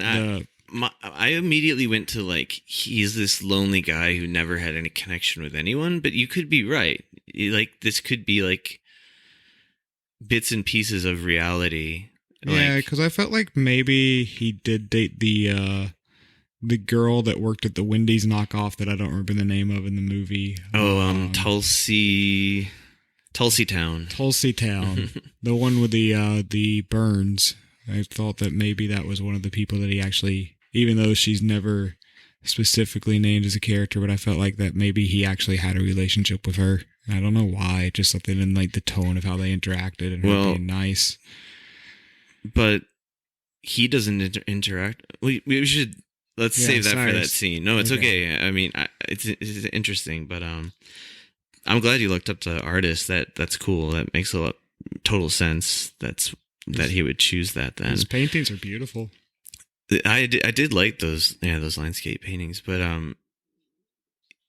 but what we see in the basement are all of these kind of crude amateurish paintings on the floor, and then these posters for these exhibitions with these beautiful paintings above them. So it's sort of the difference between reality and delusion, or aspirational delusion kind of thing, but then I believe the basement scene just kind of ends, right? And again, with all the weird shit with the phone, okay, this movie could have maybe taken place any time between 1970 and today. But we know it's modern by a single cell phone, a smartphone. Yeah. But I thought about it, and I was like, that's the only thing that indicates the time period at all. I guess sort of style of clothing, but those styles of clothing could have been from the 70s even. Yeah, and and their clothing changes throughout the movie. There's lots of out of time stuff beyond the cell phone. Like, none of the cars are new. All the cars are like much older. Yeah, they look like they could be from the like late 80s, late 70s or 80s. Not that it really matters. It's one more thing, like, where we don't know where this is. We don't really know when it is, other than the indication that with the cell phone. But Hey, what about all the books and movies that are referenced? Wouldn't those put us within certain historical constraints? Slipped your mind, I guess. But even the cell phone seems so like red herring at times, because like when she does check the voicemails, it's always just like this angry, almost like at times I feel like it's the voice of Jake. It's the voice of Jake coming through on the messages, right? No. Who's the? That's the thing. He's the guy we see in the very beginning, right? Very beginning of the movie. We just see his back. He does have white hair, and he's like looking out the window. But I don't think it's supposed to be Jake. Okay. And it's not Jesse Plemons' voice. Only reason I know that is one of the things I read about the movie said that was the voice of some like semi-famous actor whose name escapes me right now. Oliver Platt. Oliver Platt. Yeah. I've heard of him. That I wrote down. It seemed significant. She ignores the calls over and over, and so okay, now rewind. We're back to the fucking the dessert living room scene. Her phone's going off. Oh, also the mom. Man, this is so much digressing. Within the movie, there's so much digressing. She has tinnitus, the mother. But anyway, the phone goes off and it like hurts her ears, and they're like insisting, answer it. It could be important. It could be an emergency. Like, take the call. And she listens to the voicemail, and this is the first time we hear the voice on the other end of the phone. And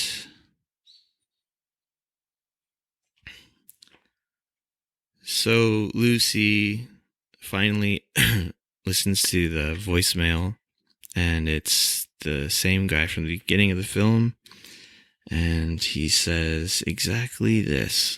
I'm Go sorry. ahead. I just read the last part of this Blake Lock. I'm just reading the Wikipedia article. Something I find interesting about the painting sitting under Blake Lock. Yeah. I guess Blake Lock has the reputation of he is the most forged American artist in history, as in tons of people copied his paintings and sold them. And you have like the juvenile paintings underneath that are obviously inspired by it. Yeah. But it's just interesting that, I guess art managers, etc., made a ton of money off of Blake Lock's work. Blake Lock never really made any money from his painting, which is kind of sad. He just ended up like being destitute and not be able to help his family. But he was constantly copied, and I guess his works were constantly like forged. Yeah, I don't know. Well, I mean, that fits so perfectly with the themes of the movie. Yeah. I mean, gotta hand it to old Charlie Kaufman there. Good choice. So in the voicemail, we hear this very kind of cryptic, even the delivery of these lines, they're like separate sentences, but he kind of delivers it like a run-on sentence, which I noticed was kind of strange, but I'll try to read it like that if I can. There's only one question to resolve. I'm scared. I feel a little crazy. I'm not lucid. How the assumptions are right. I can feel my fear growing. Now is the time for the answer. Just one question. One question to answer. Okay, super cryptic. And she just like hangs up the phone and like smiles and says like, oh, my friend's fine. That's what kind of messages I leave my friends. None of them ever check their voicemail, though. I gotta check my voicemail. Okay, we talked about all this. Talked about all that. Oh, right. Okay, so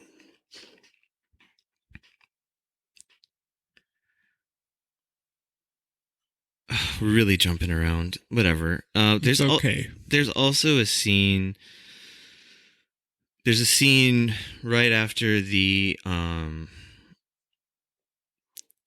scene in the childhood bedroom, okay, where Jake and his mom, who's now like extremely old, like, and like drooling, and he's like trying to force her to eat like some, like, you know, like looks like baby food or whatever, and she's just kind of like talking about basically wanting to die in so many words. I think she phrases it as like, I keep telling you to leave, like, you know. And then wait, that's not the time when she dies though, is it? Or is that later? I can't remember. I think that's when she dies. Yeah, so then suddenly she's laying down and obviously dead, but Jake says she's just asleep. She's out like a light. It's really weird. And Lucy is just kind of like, she's actually reacting now like sort of a normal person at this point. She's like, what do you mean? Is she okay? Like, and then the dad comes like running out from some other room, and he's younger than ever. And he doesn't seem to notice at all. He doesn't notice this dead person. Yeah. I don't know. Oh yeah, the way they move through his parents' life, while like it kind of shows how he's dealing with it, and I guess how his different girlfriends dealt with these different periods of him taking care of his family, I found interesting. Yeah. It's so weird that I didn't think of it as like these were different girlfriends that he just projected this ideal one girl onto. Like, I thought it was like even more delusional, like just all fantasy. See, I thought it was more of just like he was going through relationships he had and how they failed. And maybe like, this isn't necessarily touched on in the movie, but like maybe he harbors resentment for his family because he blames his mom and dad for all of his relationships falling. But now I'm just like adding to like a pet theory. Yeah, I mean, it's not. I mean, it's something to think like about. Once he introduces someone to his family, that's also correlates to the time that they're thinking of leaving or thinking of ending things. Right. But I gotta watch this movie again. There's interesting moments where, obviously, he's resentful of his family. I think he cares about them. I mean, he's taking care of his mother; she's dying and stuff. But yeah. But like, they get in an argument at one point in the living room where he's like, "Jake, everyone has family issues." Right. Lucy says that to him, and everyone does. But I don't know. I found it interesting. Like when he's feeding his mom and she's like in hospice or whatever. Except they're just like in their living room. In their living room, yeah. Sorry, not in hospice, but like she's. I'm saying like it's bizarre that this is happening in the house. I think that's also the time where he's like, I do all these good things, but no one ever sees it. Like he does say that, exactly that, right? Yeah. Later in the movie, yeah. Yes, exactly. Nice. Okay. Then when do they finally leave the house? It seems like they're there so long. Years. It really seems like they're at the house for years. But then the thing was that I realized, like, I think right about the point where they leave, I saw the, I just kind of checked the time, and it was only like a little over halfway through the movie. And it felt longer in a good way. Sometimes time can move slower in a good way. You know what I mean? Yeah, well, there's so much condensed stuff there. Right. I definitely left with a feeling of that was multiple visits to the house, but it was all compounded to this like one long visit to the house. Right. Yeah, man. I'm actually liking this movie more when we're talking about it, but yeah, I feel like this movie is a great one to discuss after watching. I would say if you have not seen this movie and you're listening to this, and I've already warned you in the show notes not to do that, but if you ignored me, This is what you get. Okay, this would be terrible to listen to if you didn't see the movie. That is very talking true. to you, listener. Maybe not. I don't know. Yeah, Probably fine. though.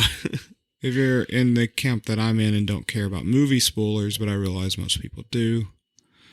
Oh, I already wrote the show notes, and it's like, beware spoilers, of course. Like, and just go watch the movie, and I linked to the Netflix link. So, I would much rather discuss a movie like this than say Iron Man 2. fucking Nolan movie that everyone discussed. Tenet? No, Tenet's Inception. out now. Inception. Fucking conversation. That review that I glanced at, and I told you about, I said I hated the title of it. It said that it was like a Linklater Lynch mashup. I like scanned down a couple paragraphs, and it was like, much like Inception, and I was just like off. I like shut down I just didn't want to read it. Like, I realize that Christopher Nolan is a good director or whatever, but I feel like he's way too overhyped. But I'll go down that road another day. Yeah, I mean, I don't know what the appropriate amount of hype should be for him. I do like a lot of his movies, love some of them, I guess. But I guess I'm with you on, like, he's probably overrated. I'm just mad that he got to do the Batman and Kaufman has not got to do the Batman yet. The self-conscious Batman with Cotard's delusion. I'm dead. I think I'm dying. Oh, man. Oh, another fucking reason to fucking weep for Philip Seymour Hoffman. He could have played Charlie Kaufman's Batman. Oh, I love this fictional movie. And Tom Noonan would be the fucking Alfred. It'd be or perfect. it could have just been Philip Seymour Hoffman as Batman, as Alfred, as the Joker. So, as the whole, like a Eddie Murphy thing. Yeah. Oh, man. We got a good movie on our hands here. Our movie is an adaptation of a fictional world where Charlie Kaufman directs the Batman. And every character is played by John Seymour Hoffman, and it's us putting together the movie under the guise. Philip Seymour Hoffman. You said John. Yeah, right. Anyway, this is why. John, Philip, it's basically the same. It's like Ann Coulter and every woman on Earth.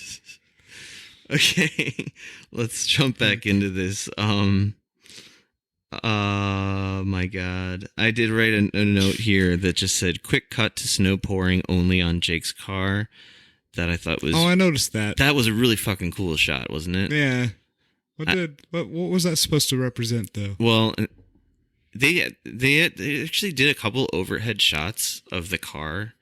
And every time the lighting and the snow and the distance that the camera was from the ground, it looked to me almost like an allusion to the kind of famous shot from Eternal Sunshine where they're lying on the frozen lake. Oh, yeah, it is famous. It looked kind of like that. I don't know if it was intentional or not. I don't know. I don't think Kaufman would like reference his own movies though like that. Was this whole movie set at night? Was there ever a daytime scene? Well, in the beginning is in the day. Okay. I can't remember. And then some of the like cut scenes with the janitor Like maybe in the day. But the majority of it seems to be at night, I would say. Yeah, that shot was really cool. We see we cut to the janitor, but it's only to show him throwing out trash, which I think becomes sort of important towards the end of the movie. Yeah, you get the Tulsi with all the lizards. cups. Yeah, and that it's the same like trash bin that he's throwing out, just regular trash in. Yeah. So it's like, why was that little kind of meaningless scene thrown in there? But I think it was just to allude to that thing happening later. But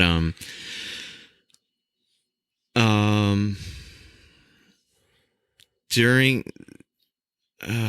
we haven't left the parents' house yet because Lucy compliments Jake on how kind he is towards his mom. And yes, this is where he says, sometimes it feels like no one sees the good things you do. Like you're just alone. Aloneness, this is really a solipsistic thing, but I don't know. And she says, in response to that, I see it, and then she like kisses him on the cheek, which is like the only time they're really affectionate towards each other, I think. If that really has any significance, I'm not sure. But then they finally fucking leave the house. You see the tire chains, which have been talked about a few times for some reason, like they're significant. I don't think they're really significant though. Putting on the tire chains, they start driving.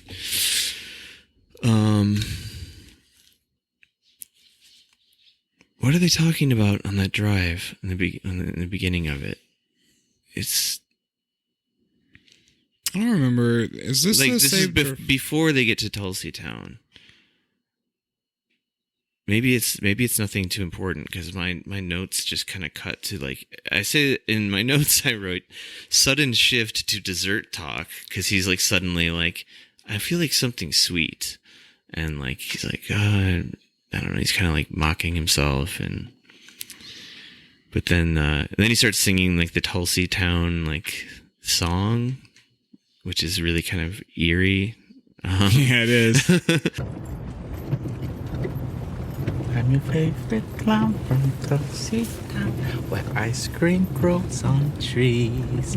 So have no fear, come and join me here and eat as much as you please. I will turn you frownfully upside down when you take your very first bite of vanilla, chocolate, or strawberry, and we're open day and night.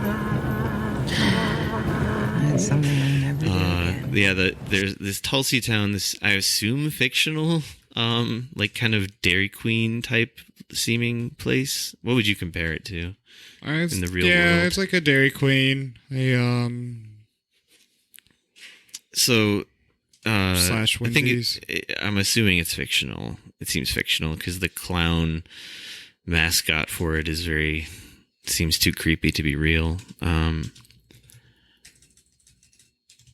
Oh, right. And this is a point where like, again, there's this sudden shift in like the atmosphere and like what's going on in between them. Cause I think they're kind of tense and like arguing maybe a little bit before he starts talking about like needing some dessert, which comes out of nowhere. And then they're really playfully talking to each other at this point in the movie, like about Tulsi Town and like singing the song in a silly voice. But then it immediately shifts back to this discussion about,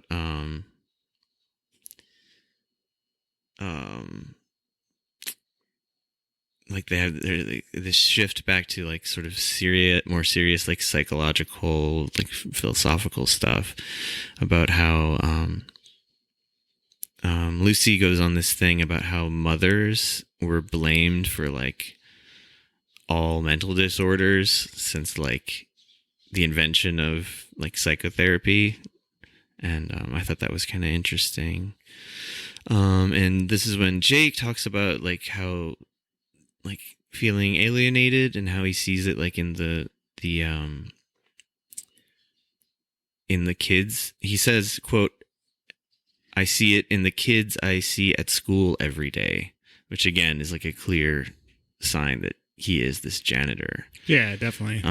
And they actually cut to this quick little scene where he's the old janitor walking down the hallway. You see him from behind, and the girl walking by the opposite way is the girl that we're going to see at Tulsi Town with her like rashes on her arms. It's the same girl. Sure.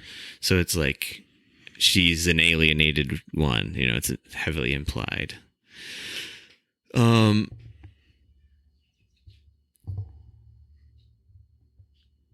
yes, and then as he's going on about like kids being alienated and alienation and stuff like that, Lucy looks like super seriously at him and says, "I'm thinking," you know, she's about to say, "I'm thinking about ending things. I'm thinking of ending things." But it's cut off like at "I'm thinking" by Jake doing his "ta-da, here we are," and like suddenly they're just at the Tulsi Town, this ice cream place. He starts Jake starts mentioning the novel that we see on the floor in his room, Ice, this old 60s book, like literary fiction book about like a town that's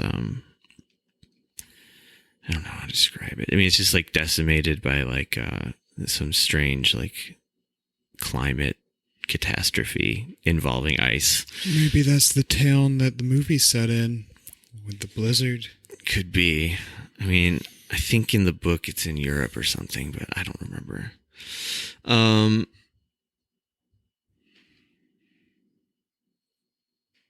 Okay. They're at Tulsi Town. Jake is acting really weird. Like he's not stepping up to the window to order. This is one of those like restaurants or whatever that you just order from outside, and there's no sit down area. And these two like blonde, kind of like prototypical blonde high school girls, like, you know what I mean, like pretty like cheerleader type high school girls. Sure. They're just like giggling the whole time. Two Laura Palmers. And they're not, don't degrade Laura Palmer like that. She's so much better. They just like completely ignore Lucy, who's trying to like order something because Jake refuses to like go up to the window. He says something to the effect of like, which makes me think that Lucy's not there at all. That really, Jake's just standing there because they're just giggling at him. Yeah, because they're seeing the creepy janitor from their school. Yeah, and he says to her, if they see me, like they won't serve us or something. So he's just kind of like standing awkwardly by the car, and Lucy really wants to like stay in the car. She doesn't even want this fucking ice cream to begin with, but she does it for him. He's controlling her because it's going to help him stay awake on the long drive. He does say that. Maybe it'll help me stay awake. Yeah, I think there's some significance to the sweetness shit because of the dessert scene and then this scene. I don't know. It's linked somehow, but so the two girls, they're ignoring Lucy, and then this girl that we saw in the quick sort of cut scene to the school, this brunette girl, we'll call her, because I mean none of them have names. Brunette who looks like sad and like introverted, and she has these weird rashes on her arms.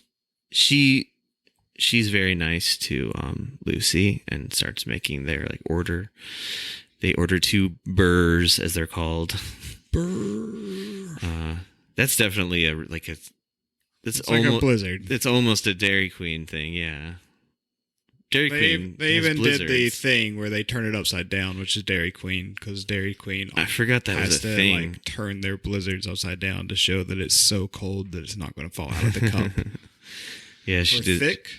I think it's the thickness and the coldness. I don't know. When she did it in the movie, I was like, "What the fuck are you doing?" Like, I forgot that was a thing. Anyway, they have a cryptic kind of back and forth. The brunette girl, while she's like making the ice cream, the burrs, she says, "I apologize for the smell," which is a weird thing to say. She says, they're varnishing like a table or something in the back. Yeah. The floor. They're varnishing the floor. And which is a weird thing to do while they're open, but whatever. And it was like in the middle of the night. Also, this Tulsi Town place, it's like the only thing around for miles. Very stage play feeling again. And yeah, it also like it feels like it's like 3 a.m. or something in my mind. Like it's really late, but they're just open. It's people ordering ice cream in the fucking dead of winter in a blizzard. Anyway,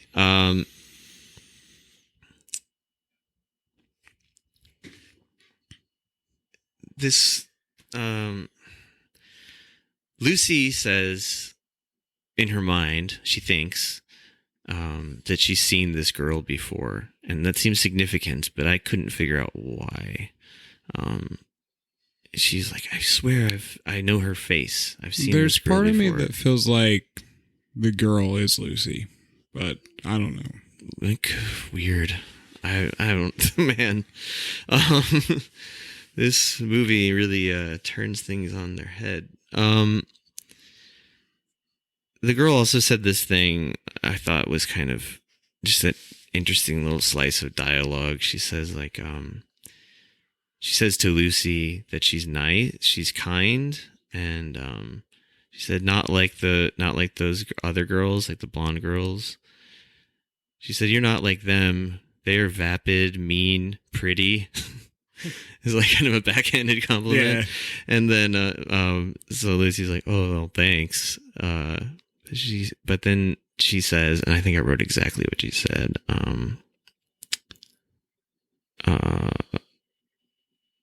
"I didn't mean it like that. I love the way you look. You have a kindness, and of course, you're very attractive." And Lucy understands what she means. And then the brunette girl says, "There seems to be a certain hardness that comes with being a certain kind of pretty." And then she goes on to like even sympathize with these blonde girls, and maybe the pretty ones suffer as well. Yeah, and that's, I think, the end of that scene. Someone says it's not varnish. I thought, my weird thought was like about the smell and the varnish thing, and then I forget if maybe the brunette, like, yes, the brunette like leans forward like cryptically and whispers, "It's not varnish." And I was thinking, what could it be instead? The first thing I thought of was the embalming fluid. Yeah.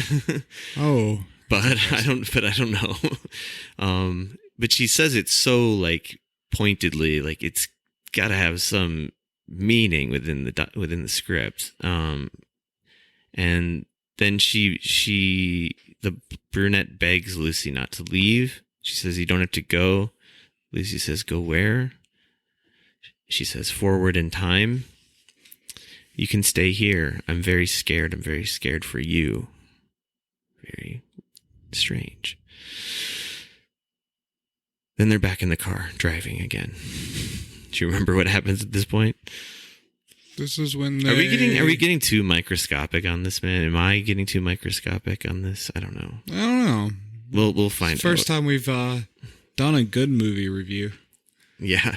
This is where they're driving, and he decides he needs a break to throw away the melted ice cream because the melted ice cream is getting on his nerves. So he's like, let's take this side road, this like small side road that leads to the high school I went to, which is a massive, like 200 classroom high school that's some reason off of a gravel road that leads to nowhere, which I think Lucy brings up to be like, why is it on this road? Before they get there, though, they have like a bunch of significant back and forths in the car. Is this where she starts doing the movie review? Yeah, and this is also where they talk about David Foster Wallace. Right, and, okay. I can't remember where that was in the movie. I remember this. So, I do like the book, the collection of essays, Supposedly Fun Things I'll Never Do Again. Yeah, it's really good. I'm a big fan. There's a lot of fun things I'll never do again. Like love. Dude. Wait. You look so serious when you said that. Oh, man.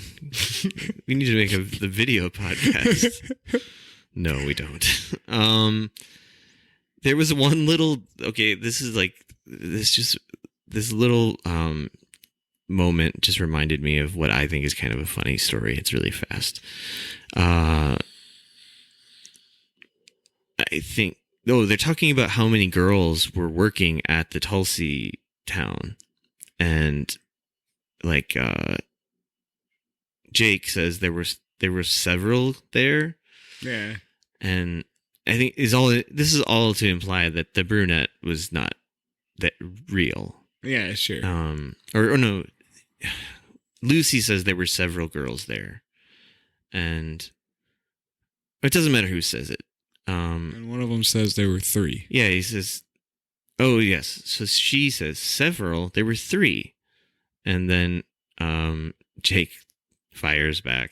Several means anything more than two. Look it up.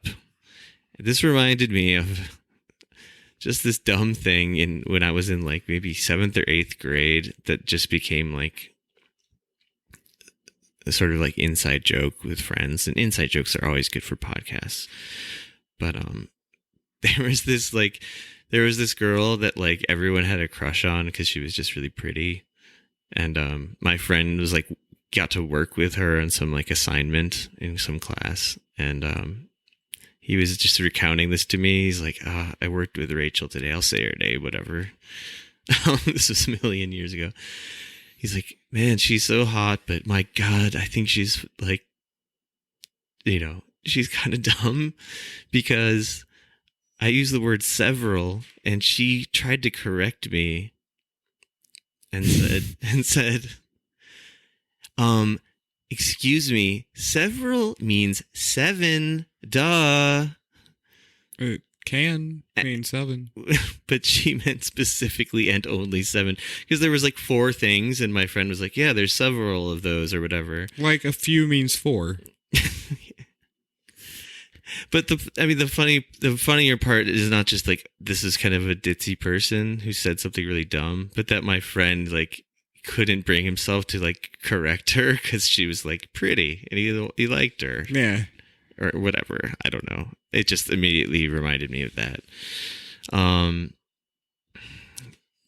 Then Jake is being kind of a little bitchy about like, he's like, oh, this ice cream's too sweet. He keeps going on about sweetness. Like it's like sickeningly sweet.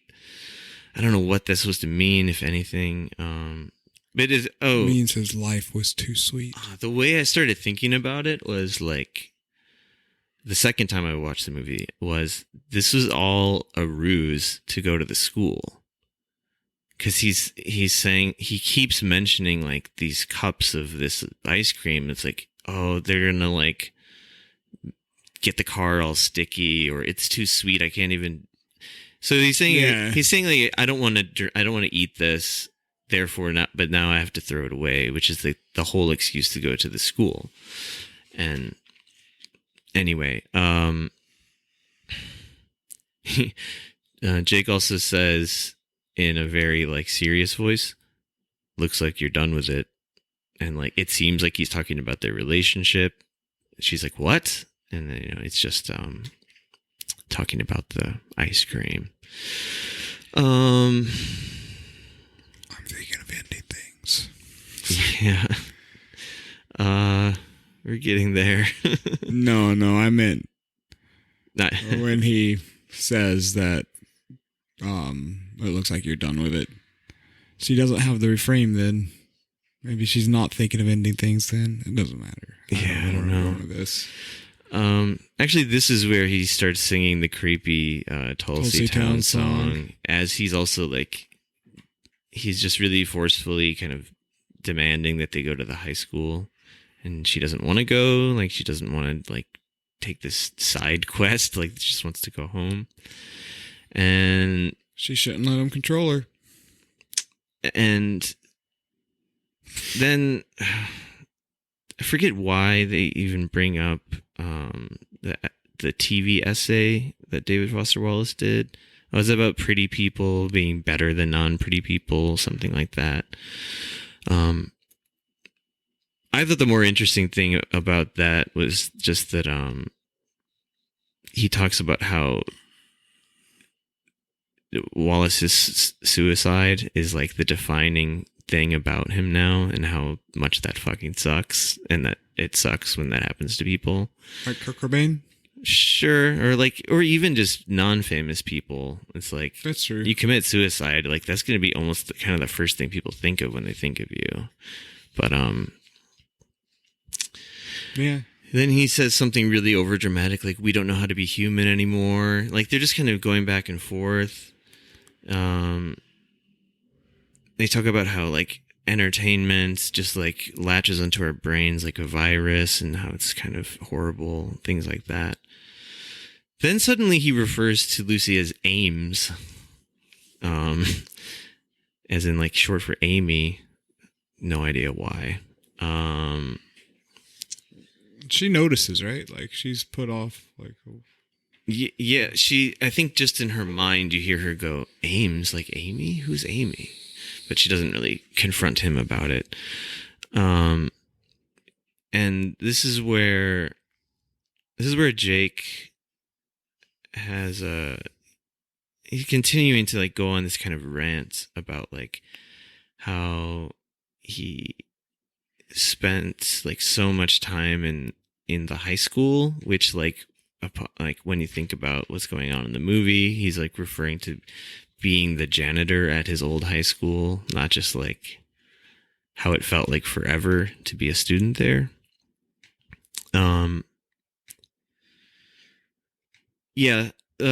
The location of the high school doesn't make any sense, as like you pointed out. He goes on, Jake starts saying something like, everything is tinged, there's no objective reality. And he says, like, there's like color doesn't exist, right? And she says, of course I know, I'm a physicist. So now she's a physicist again. And he goes on to say, like, color is only the brain tinging things. And then suddenly, then Lucy says, color is the deeds of light. It's the deeds and suffering. Meaning, like, suddenly she's a poet again. Like her identity is just like really rapidly going back and forth is my point.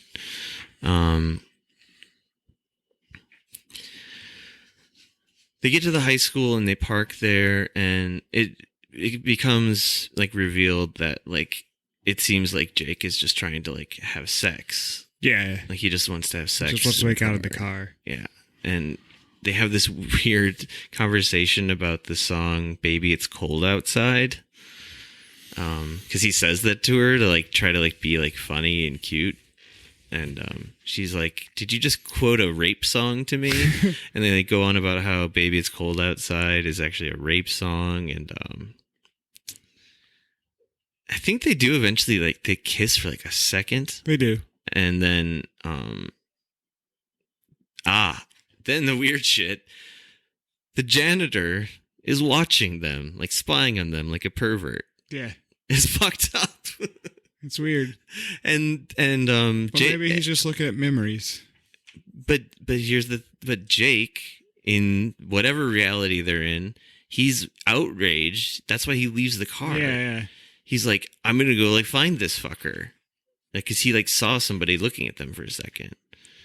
And he leaves, and like Lucy's screaming, like, where are you going? And he's not responding. She's like really kind of freaking out in the car, like talking to herself.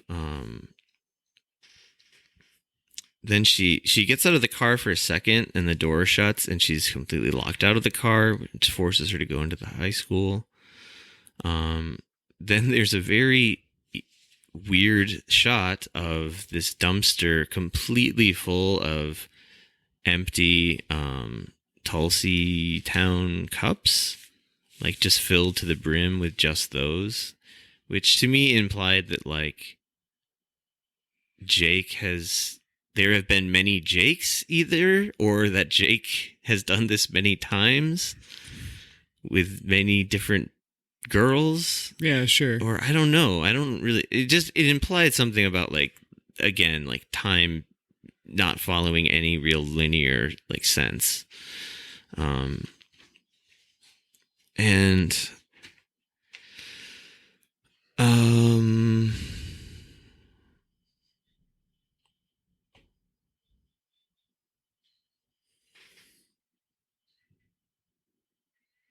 brain dead. Do you remember what like happens from here? I mean, I can keep looking at my notes, but I feel like I'm like getting bogged down in the details. think I kind of know. So I'll miss some stuff, but that's okay. From here, Lucy is real upset because Jake has disappeared. He went off to find the janitor who was watching them, and she's in the car. It's cold. I guess he's taken the keys with him because he didn't leave the heater on. But she gets out to go find him and realizes that she's locked herself out of the car, and she's like, oh fuck, am I gonna die here? Maybe because it's freezing outside, so she has to go into the school. And she gets into the school and she's looking for Jake but can't find him, and eventually just ends up sitting down and like in a doorway, and that's where she meets the janitor. Yeah, and she seems terrified. Yeah, at that point, definitely. The janitor looks very like docile and harmless, but it's weird when he first speaks. He doesn't move his mouth. That's right. And it's like this echoey, reverbed like sound on his voice. But then he's like talking kind of normally right after that. I don't know what that's exactly supposed to imply, but yeah, he just said, he says, "What's your boyfriend look like?" Without moving his mouth, and I think this actually plays into the sort of face blindness theme or the like mistaken identities theme, whatever you want to call it, however it manifests, like, because she has this thing where she's like, how do you describe the way a person looks? Like, it seems like an impossible task to her. I think she said, she just says it's hard to describe people, and she never even tries to describe what he looks like. And the odd thing here is that we know that somehow she's speaking to this like aged version of Jake at the moment. It's all very fucking confusing. It's all heady. So she doesn't find Jake, but I mean, there's an important part here when she's talking to him. Or were you about to say that? No, go for it. No, you mean with the hug, right? No, what she talks about. No, I'm not sure. She gives a totally different version of the couples meeting each other story about the trivia night. She's like, she starts getting really mad. She says, I never even spoke to him, like once, which made me think this is again all like huge delusional fantasy of Jake's. Like the girl who wouldn't even talk to him. The janitor's just like looking back at all of his regrets of how I wish I had done all these things. I wish I had dated these people. I wish that I was really smart, but now I'm a janitor. And he's just like, because he even has like the moment, I think it comes up soon, where he's like accepting a Nobel Prize or something for being a physicist. Well, that's the big ending, kind of, in a way. Yeah, she said she basically says that she hated this guy, but it's weird because she's still also referring to him as if they are dating. At the same time, she's saying I never spoke to him, and it's like all these different identities that have been like coming and going throughout the movie are just like, they seem to be changing faster and faster as the movie's going on. Yeah. Like mid-sentence. I mean, they even start changing the actress near the end of the movie. Oh, with the dancing. Yeah. Yeah. Well, with the dancing and with, they replaced Lucy with the girl from the romantic comedy parts at scenes too. Did they? Yeah, it'd be like the main actress talking, or the main actor talking, and then like the girl from the romantic, and I can't think of that actor's name. She's fairly famous. I think she's more famous than the main character. Yvette was her character name anyway. Yeah. But yeah, they replace, there's a few scenes where it has her talking and then it goes back to the other actor. How did I not notice that? Like in the car? Where was it? Do you remember? In the car, and I think in the high school. Really? Too, yeah. But that's all near the end of the movie when you're talking about how they're like kind of speeding up the shifts. That's probably why I didn't notice. Okay. I watched this twice. Weird. I mean, it makes sense because that, yeah, okay. I mean, it makes sense within the insane logic of this movie. But when she's sort of ranting about Jake to the janitor, aka Jake, she's like denigrating him. She like says some really kind of insightful, interesting, poetic things about like sexism that I didn't write down the specifics of because my hand was like falling off at this point in the movie.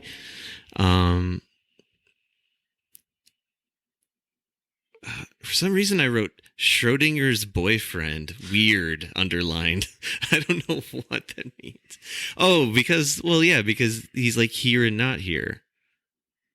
You know what I mean? Yeah, I know what you like, mean. and she's looking for him, but she's standing right in front of him. It's like this bizarre, like Schrodinger's cat type, whatever.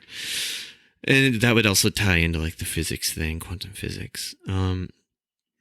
The janitor says to her that he's never seen anyone, like, period, in the school. But he also says that her boyfriend will be safe in the school. And they hug each other. And there's like a weird humming sound at the point. I don't know what that was, but... And then he offers her some slippers, which were the exact same slippers that, like, we'll call him young Jake offered her in the very early part of the movie when they first came to the parents' house.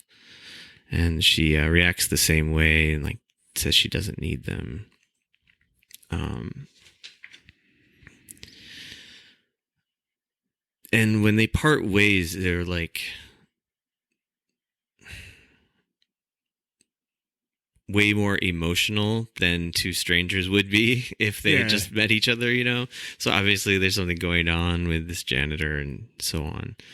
But then she keeps looking for him. She's like wandering the halls of the school. And then suddenly he just like appears and they're staring at each other, like kind of distantly, a good distance away from each other in the school hallway. And then these two doppelgangers, they don't look anything like the real characters, but these Other two... than having the same hair color. They have the same hair color and maybe they're wearing the same clothes? Yeah, they're wearing the same clothes. They are definitely wearing the same clothes. They come out and they do this like... Was it a dance number from Oklahoma? It could be. I think it is. Because I bet those were the same two characters that we saw earlier in the movie. High school. That were practicing the dance. Yeah, I wasn't. It must be. Has to be. So they do this elaborate sort of dance sequence through the school, which is, you know, very bizarre because this just comes out of nowhere, and the characters all just accept it as part of reality. And it leads up to Jake. Sorry, just wait a second. I know what you're about to say. Then the two doppelganger dancer people suddenly a priest comes out and a veil drops from the ceiling onto the woman's head, which is very, I don't know, that made me laugh. This priest emerges from nowhere and like they're like married now, and then what the fuck happens? Younger janitor attacks, quote, young Jake? What? Yeah, there's a janitor stand-in, and I think it's supposed to be like... Oh, there's a janitor stand-in. Yeah, he's also a dancer, like, because they're like... Dance fighting, yeah. And I think it's like the janitor who's the older self fighting his younger self. As in, like... Yes, it would be. Yeah, it's like... It's so confusing. Like, so the janitor has... I mean, he's still not let go of all these hopes and dreams he had as a young man, even if most of those hopes and dreams, if not all, were never fulfilled. And it's like, it's him killing his young self. Right? I think so. I think so. And it's all very, again, like stage play. Like when he's dead, he throws like red streamers out to make it look like blood is shooting out of his body, which is a surreal little touch. Yeah, I've not read the novel, but I know the novel ends with the janitor killing himself. Yeah. And there's something about the novel that is totally excluded from the movie, where there's these characters like in these like intermittent chapters that are just like talking about like some horrible event, some violent event that happened. I don't know exactly. I am going to read this book at some point. I mean, the movie. Yeah, I might read it soon. I'm kind of interested in the book now. Yeah, for sure. I was interested before, and I didn't even know what it was about at all. I just heard it was good. But then when this sort of this fake whatever representation of the janitor is dead, the real Jake and Lucy. It's so weird using all these names that don't apply to anybody. It is. They're like standing over his corpse, like it's like nothing's going on, and then old janitor Jake comes in, sweeps up the snow and streamer blood.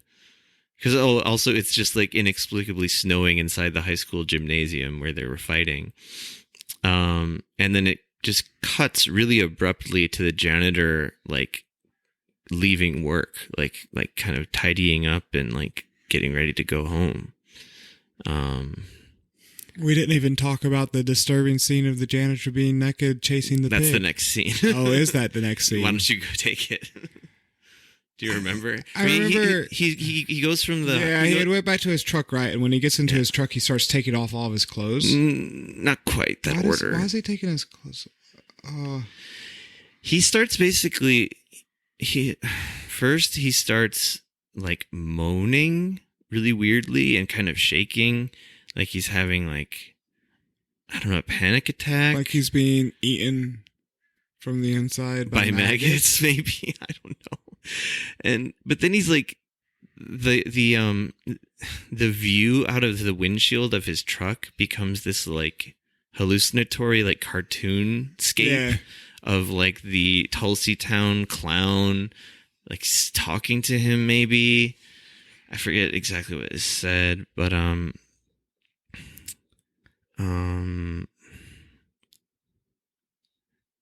okay.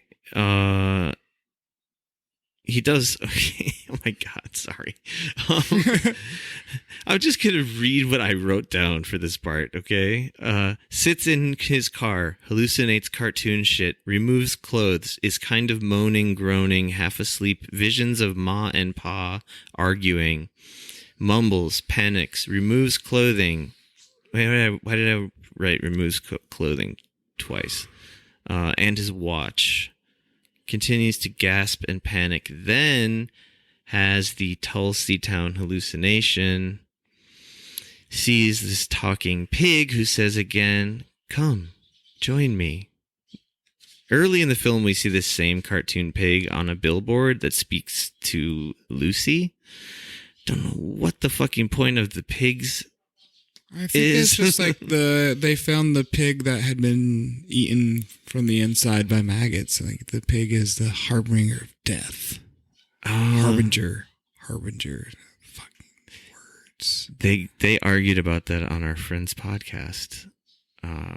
Did they? Pronunciation of that word, and they did a whole segment where they're like, this like high production segment where they're like, when we can't agree about some word, we'll consult Google, and then they're like music and shit, and then like, and then it's like this whole elaborate buildup, and then it's just like, yeah, it's harbinger. I was right. So anyway, I just heard that. I just heard that yesterday. I listened to them talk about that, and I'd forgotten about it. I mean, it was like the second episode. Maybe they fucking caused my slip. I know. It's no, harbinger. that's like a classically like fuck upable word. I couldn't remember which one was right at first. Anyway, here. Oh, there's a funny line that the pig says. They're just like kind of like talking to each other. Yeah, the guy walks out of the car naked, and they walk back into the school, right? Yeah, they go back into the school, and they're just talking to each other. This pig and this naked janitor man. And I think the janitor says something like, "Oh, I'm sorry, like that's how you died."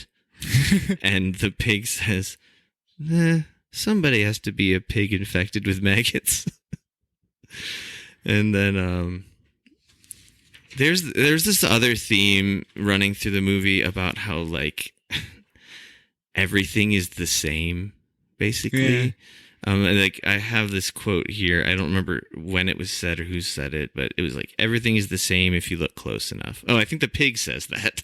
I mean, so the maggots and the pig, they're obviously the janitor's regrets. It's just a man that dies because he's being eaten alive by regret, right? That's a good reading. I take that. I like it. I mean, I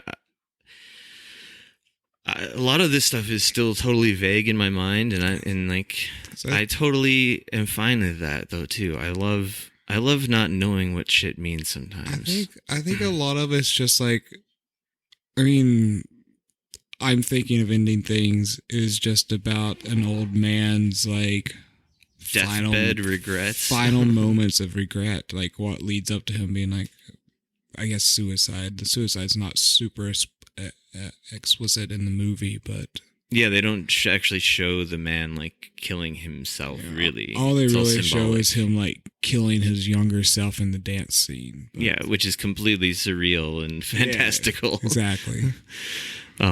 Leave it to Kaufman for that too. But I'll take the maggots as like just like the regrets that like just fill you and like slowly eat you alive.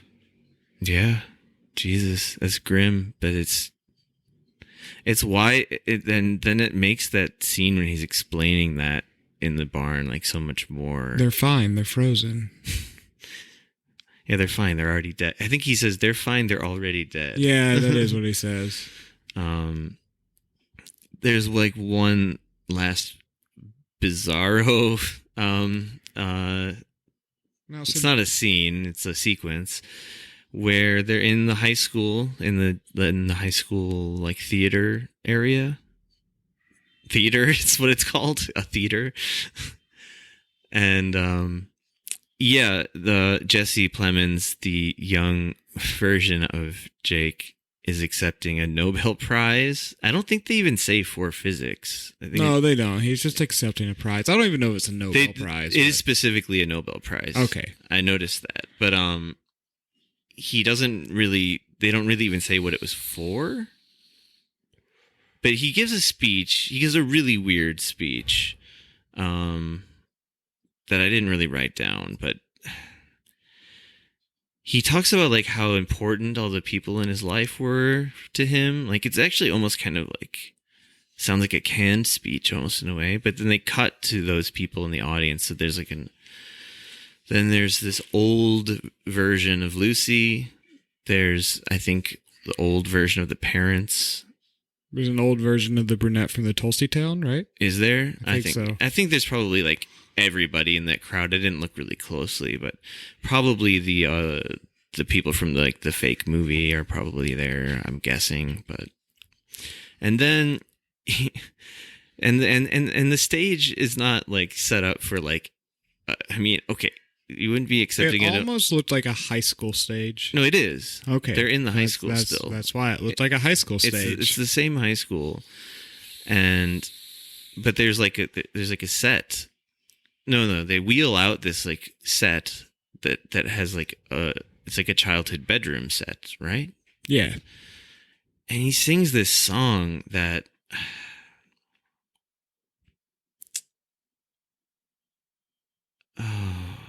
it's like this really melancholy song. I don't remember what the words were about, but and that's it. That's credits. But right before one thing he said during his speech was, "Only in the mysterious equations of love that any logical reasons can be found," which is kind of that's like Charlie Kaufman level way of being like moving. Yeah. And yeah, credits, and the credits roll. Did I mention on the podcast about the small opening credits? Yeah. Well, you mentioned the title cards. The title card. Yeah, they're like almost microscopic, as if to say like it's unimportant or something. And the credits are kind of the same way. and they scroll by, and what we see is like a still shot of a car covered in like 3 feet of snow, and we're to assume, I think, that it's the car that Lucy and Jake drove to the high school, although you can't see it at all.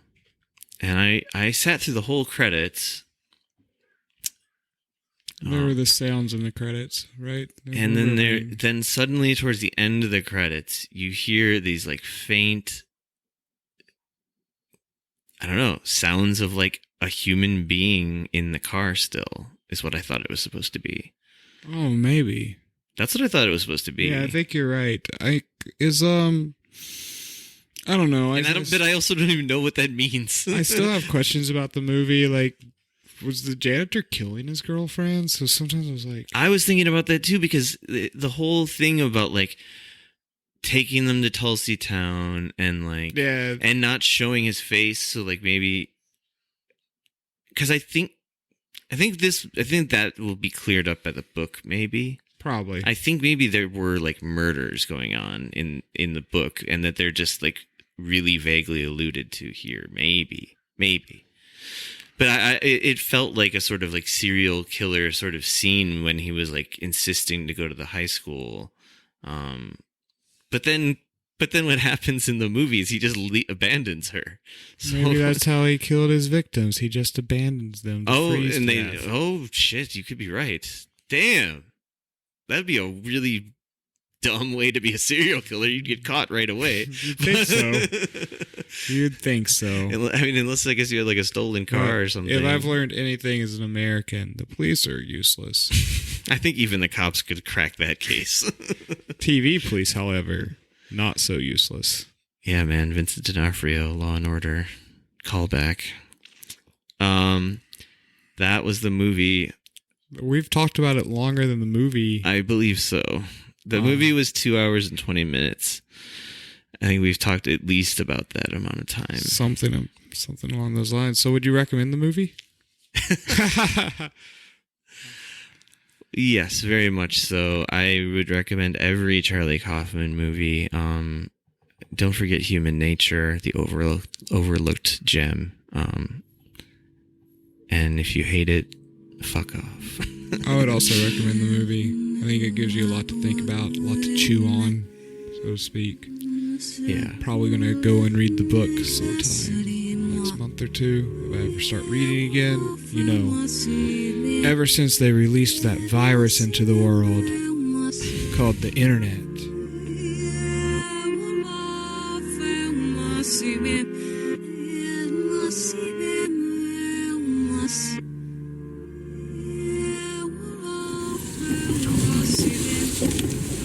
I guess, yeah, it seems hopeless. What does? All of it, everything. Like feeling old, your body is going, your hearing, your sight, you can't see, you're invisible. Made so many wrong turns. The lie of it all. What is the lie of it all? I don't know. That it's going to get better, that it's never too late, that God has a plan for you, that age is just a number, that it's always darkest before the dawn, that every cloud has a fucking silver lining.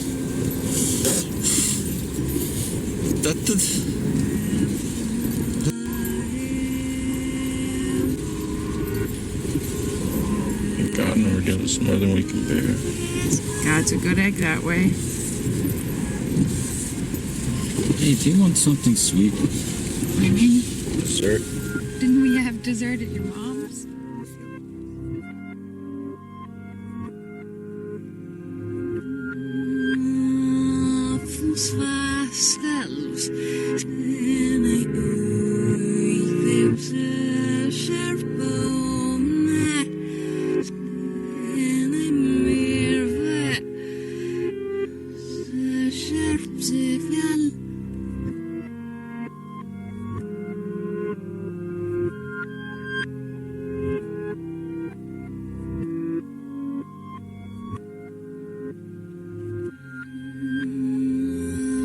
the general recommendations.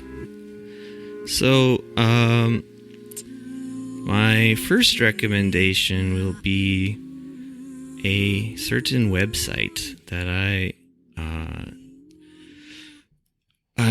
looked at. I found it, I don't know, years ago. Someone showed it to me. I don't know who, but it's called the 9 Eyes Project. Have you ever heard of this? I haven't heard of it.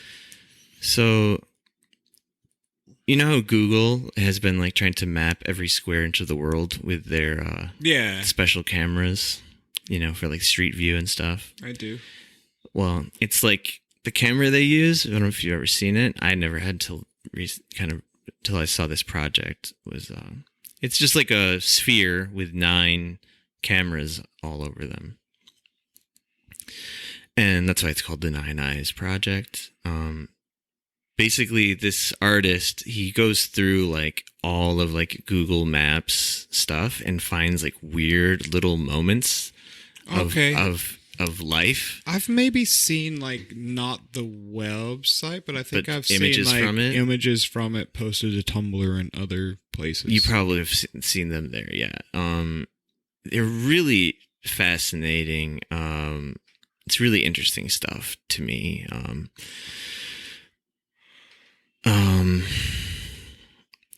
There's something I wanted to read about it, but it doesn't matter. I'll just say it's very cool. You should check it out. I've got a link to it in the show notes. I wish I could think of an example of one of the good images. I mean, there's one here on the site. It's just like, oh, okay, there's one. This guy is riding like a 4-wheeler on like a main street in like a big city, and it looks like it's tipping over, like it's on just nice. 2 wheels, but it's like caught at that mid moment, like right before this guy's about to wipe out. But there's other examples of like way weirder stuff, like little kids like holding guns and shit, and like all kinds of weird stuff. I should have prepared more examples, but just take my word for it. You don't even have to search for the website in the description below. The other thing I want to recommend is something Charlie Kaufman did, but it's not a movie. It's called I think they called it a sound play. Okay, there's this guy, Carter Burwell. He's the guy who does he does all the music for a lot of the movies that Charlie Kaufman has made. He's a good composer. And he put this project together. And so Charlie Kaufman wrote a play, like an hour-long play. And it has Meryl Streep, Peter Dinklage, and Hope Davis are the only actors in it. And it's very Kaufman-esque. I mean, as it is Kaufman. I mean, it's just kind of like him doing what he does best. You know, it's a lot about death and, you know, being neurotic, and it's got a surreal bent to it. The name of it is Hope Never Leaves the Theater. And I found a recording of it online, and I've got it linked below. He did this along with the Coen brothers also were in on this same thing. They wrote one called Sawbones, which had Steve Buscemi, Philip Seymour Hoffman, John Slattery, the Mad Men guy, Marcia Gay Harden, and John Goodman. A pretty good cast there. That one I haven't heard though for some reason. I think I was and am still such a Kaufman fanatic. I was like zoomed right by the Coens and went right to the Kaufman. And I think I've listened to it probably a good 4 or 5 times over the years. It's been a while now, but it's very good. And it's like, it's live theater, but it's all just like an audio play. Yeah, I think that's... Oh, the other thing is the way that Anomalisa was created was through this as well. He first wrote that as a play for this project, this Theater of the New Ear, which is what Carter Burwell called it. And so Anomalisa was actually... it was Charlie Kaufman adapting his own audio play into a stop-motion animation feature-length film, which sounds like the most Kaufman thing ever. It's like... does. So meta and so fucking... I don't know the word I'm looking for. Like, fringe weird. But anyway, Hope leaves the theater. Really good. Jason, you got something? So my recommendation, I've got two recommendations. First one is there's a new Shelf Table series on Netflix called about barbecue, and I'm always a big fan of barbecue. You say Chef's Table? Chef's Table. Okay. Long and slow cooking of meat. It's delicious. The other recommendation I have is another TV show. They just released the second season of The Boys, which I haven't actually watched yet, but I really enjoyed the first season, so I kind of want to get around to watching the second season. The Boys is based on a comic book by Gareth Garniff, what's his name? Enith, who is actually kind of an edgelord, and I generally don't like him that much. But the adaptation of the comic's actually really good. And, yeah, I'm recommending Cape Shit after all that Charlie Kaufman talk. But it's not your typical thing. It's more of a teardown of that whole genre. What, is it live action? It's live action. Okay. I don't think I've even like scrolled by that on Netflix. It's an Amazon show. Oh, it's Amazon. Okay. I thought you said Netflix. I might have said Netflix. Oh, Chef's Table is Netflix, but the barbecue documentary series on Netflix is good, and The Boys is good. Both of those are just sort of like general recommendations if you're looking for entertainment. Cool stuff. Oh man, so this has got to be our longest episode, right? Has to be. Don't worry, we'll get back to politics one of these days. Yeah, but just as like a quick side note, like our last episode was about a really shitty movie, and then this new Charlie Kaufman movie came out, and it just seemed like the perfect time to talk Kaufman. Also as an antidote to watching that terrible movie and having to talk about it and talk over it. So this was a nice way to like cleanse our palates, and we hope you agree. Until next time, see ya. Yep, talk to you later. Talk at you. Talk around you. So long. Farewell. I'm just a little person, one person in a sea of many little people who are not aware of me. I do my little job and live my little life, eat my little meals, miss my little kid and wife, and somewhere, maybe someday, maybe somewhere far away, I'll find a second little person who will look at me and say,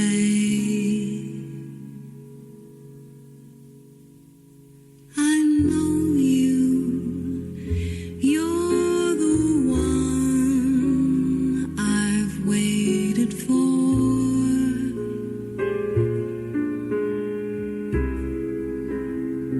Let's have some fun.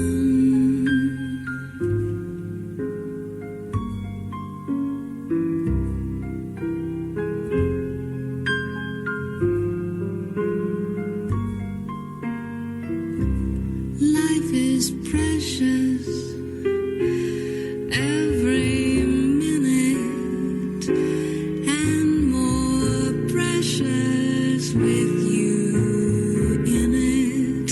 So let's have some fun.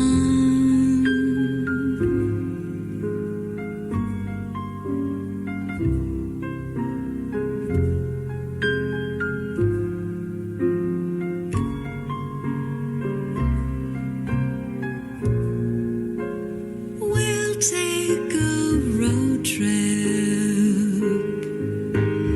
way out west. You're the one I like the best.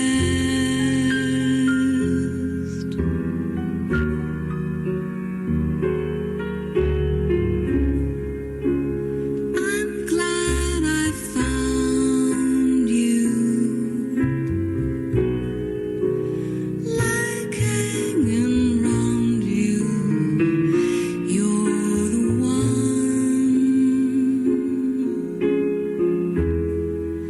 I like the best.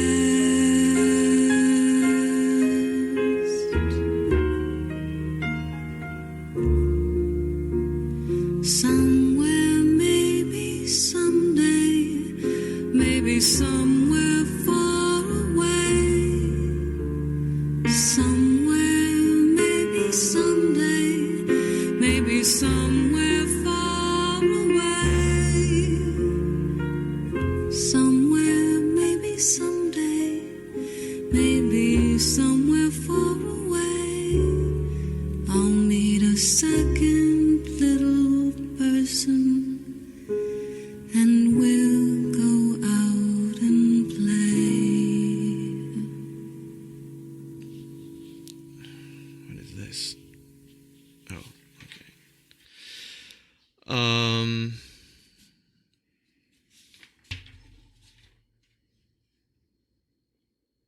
Sorry, I'm looking at these fucking notes again. Thank God for editing.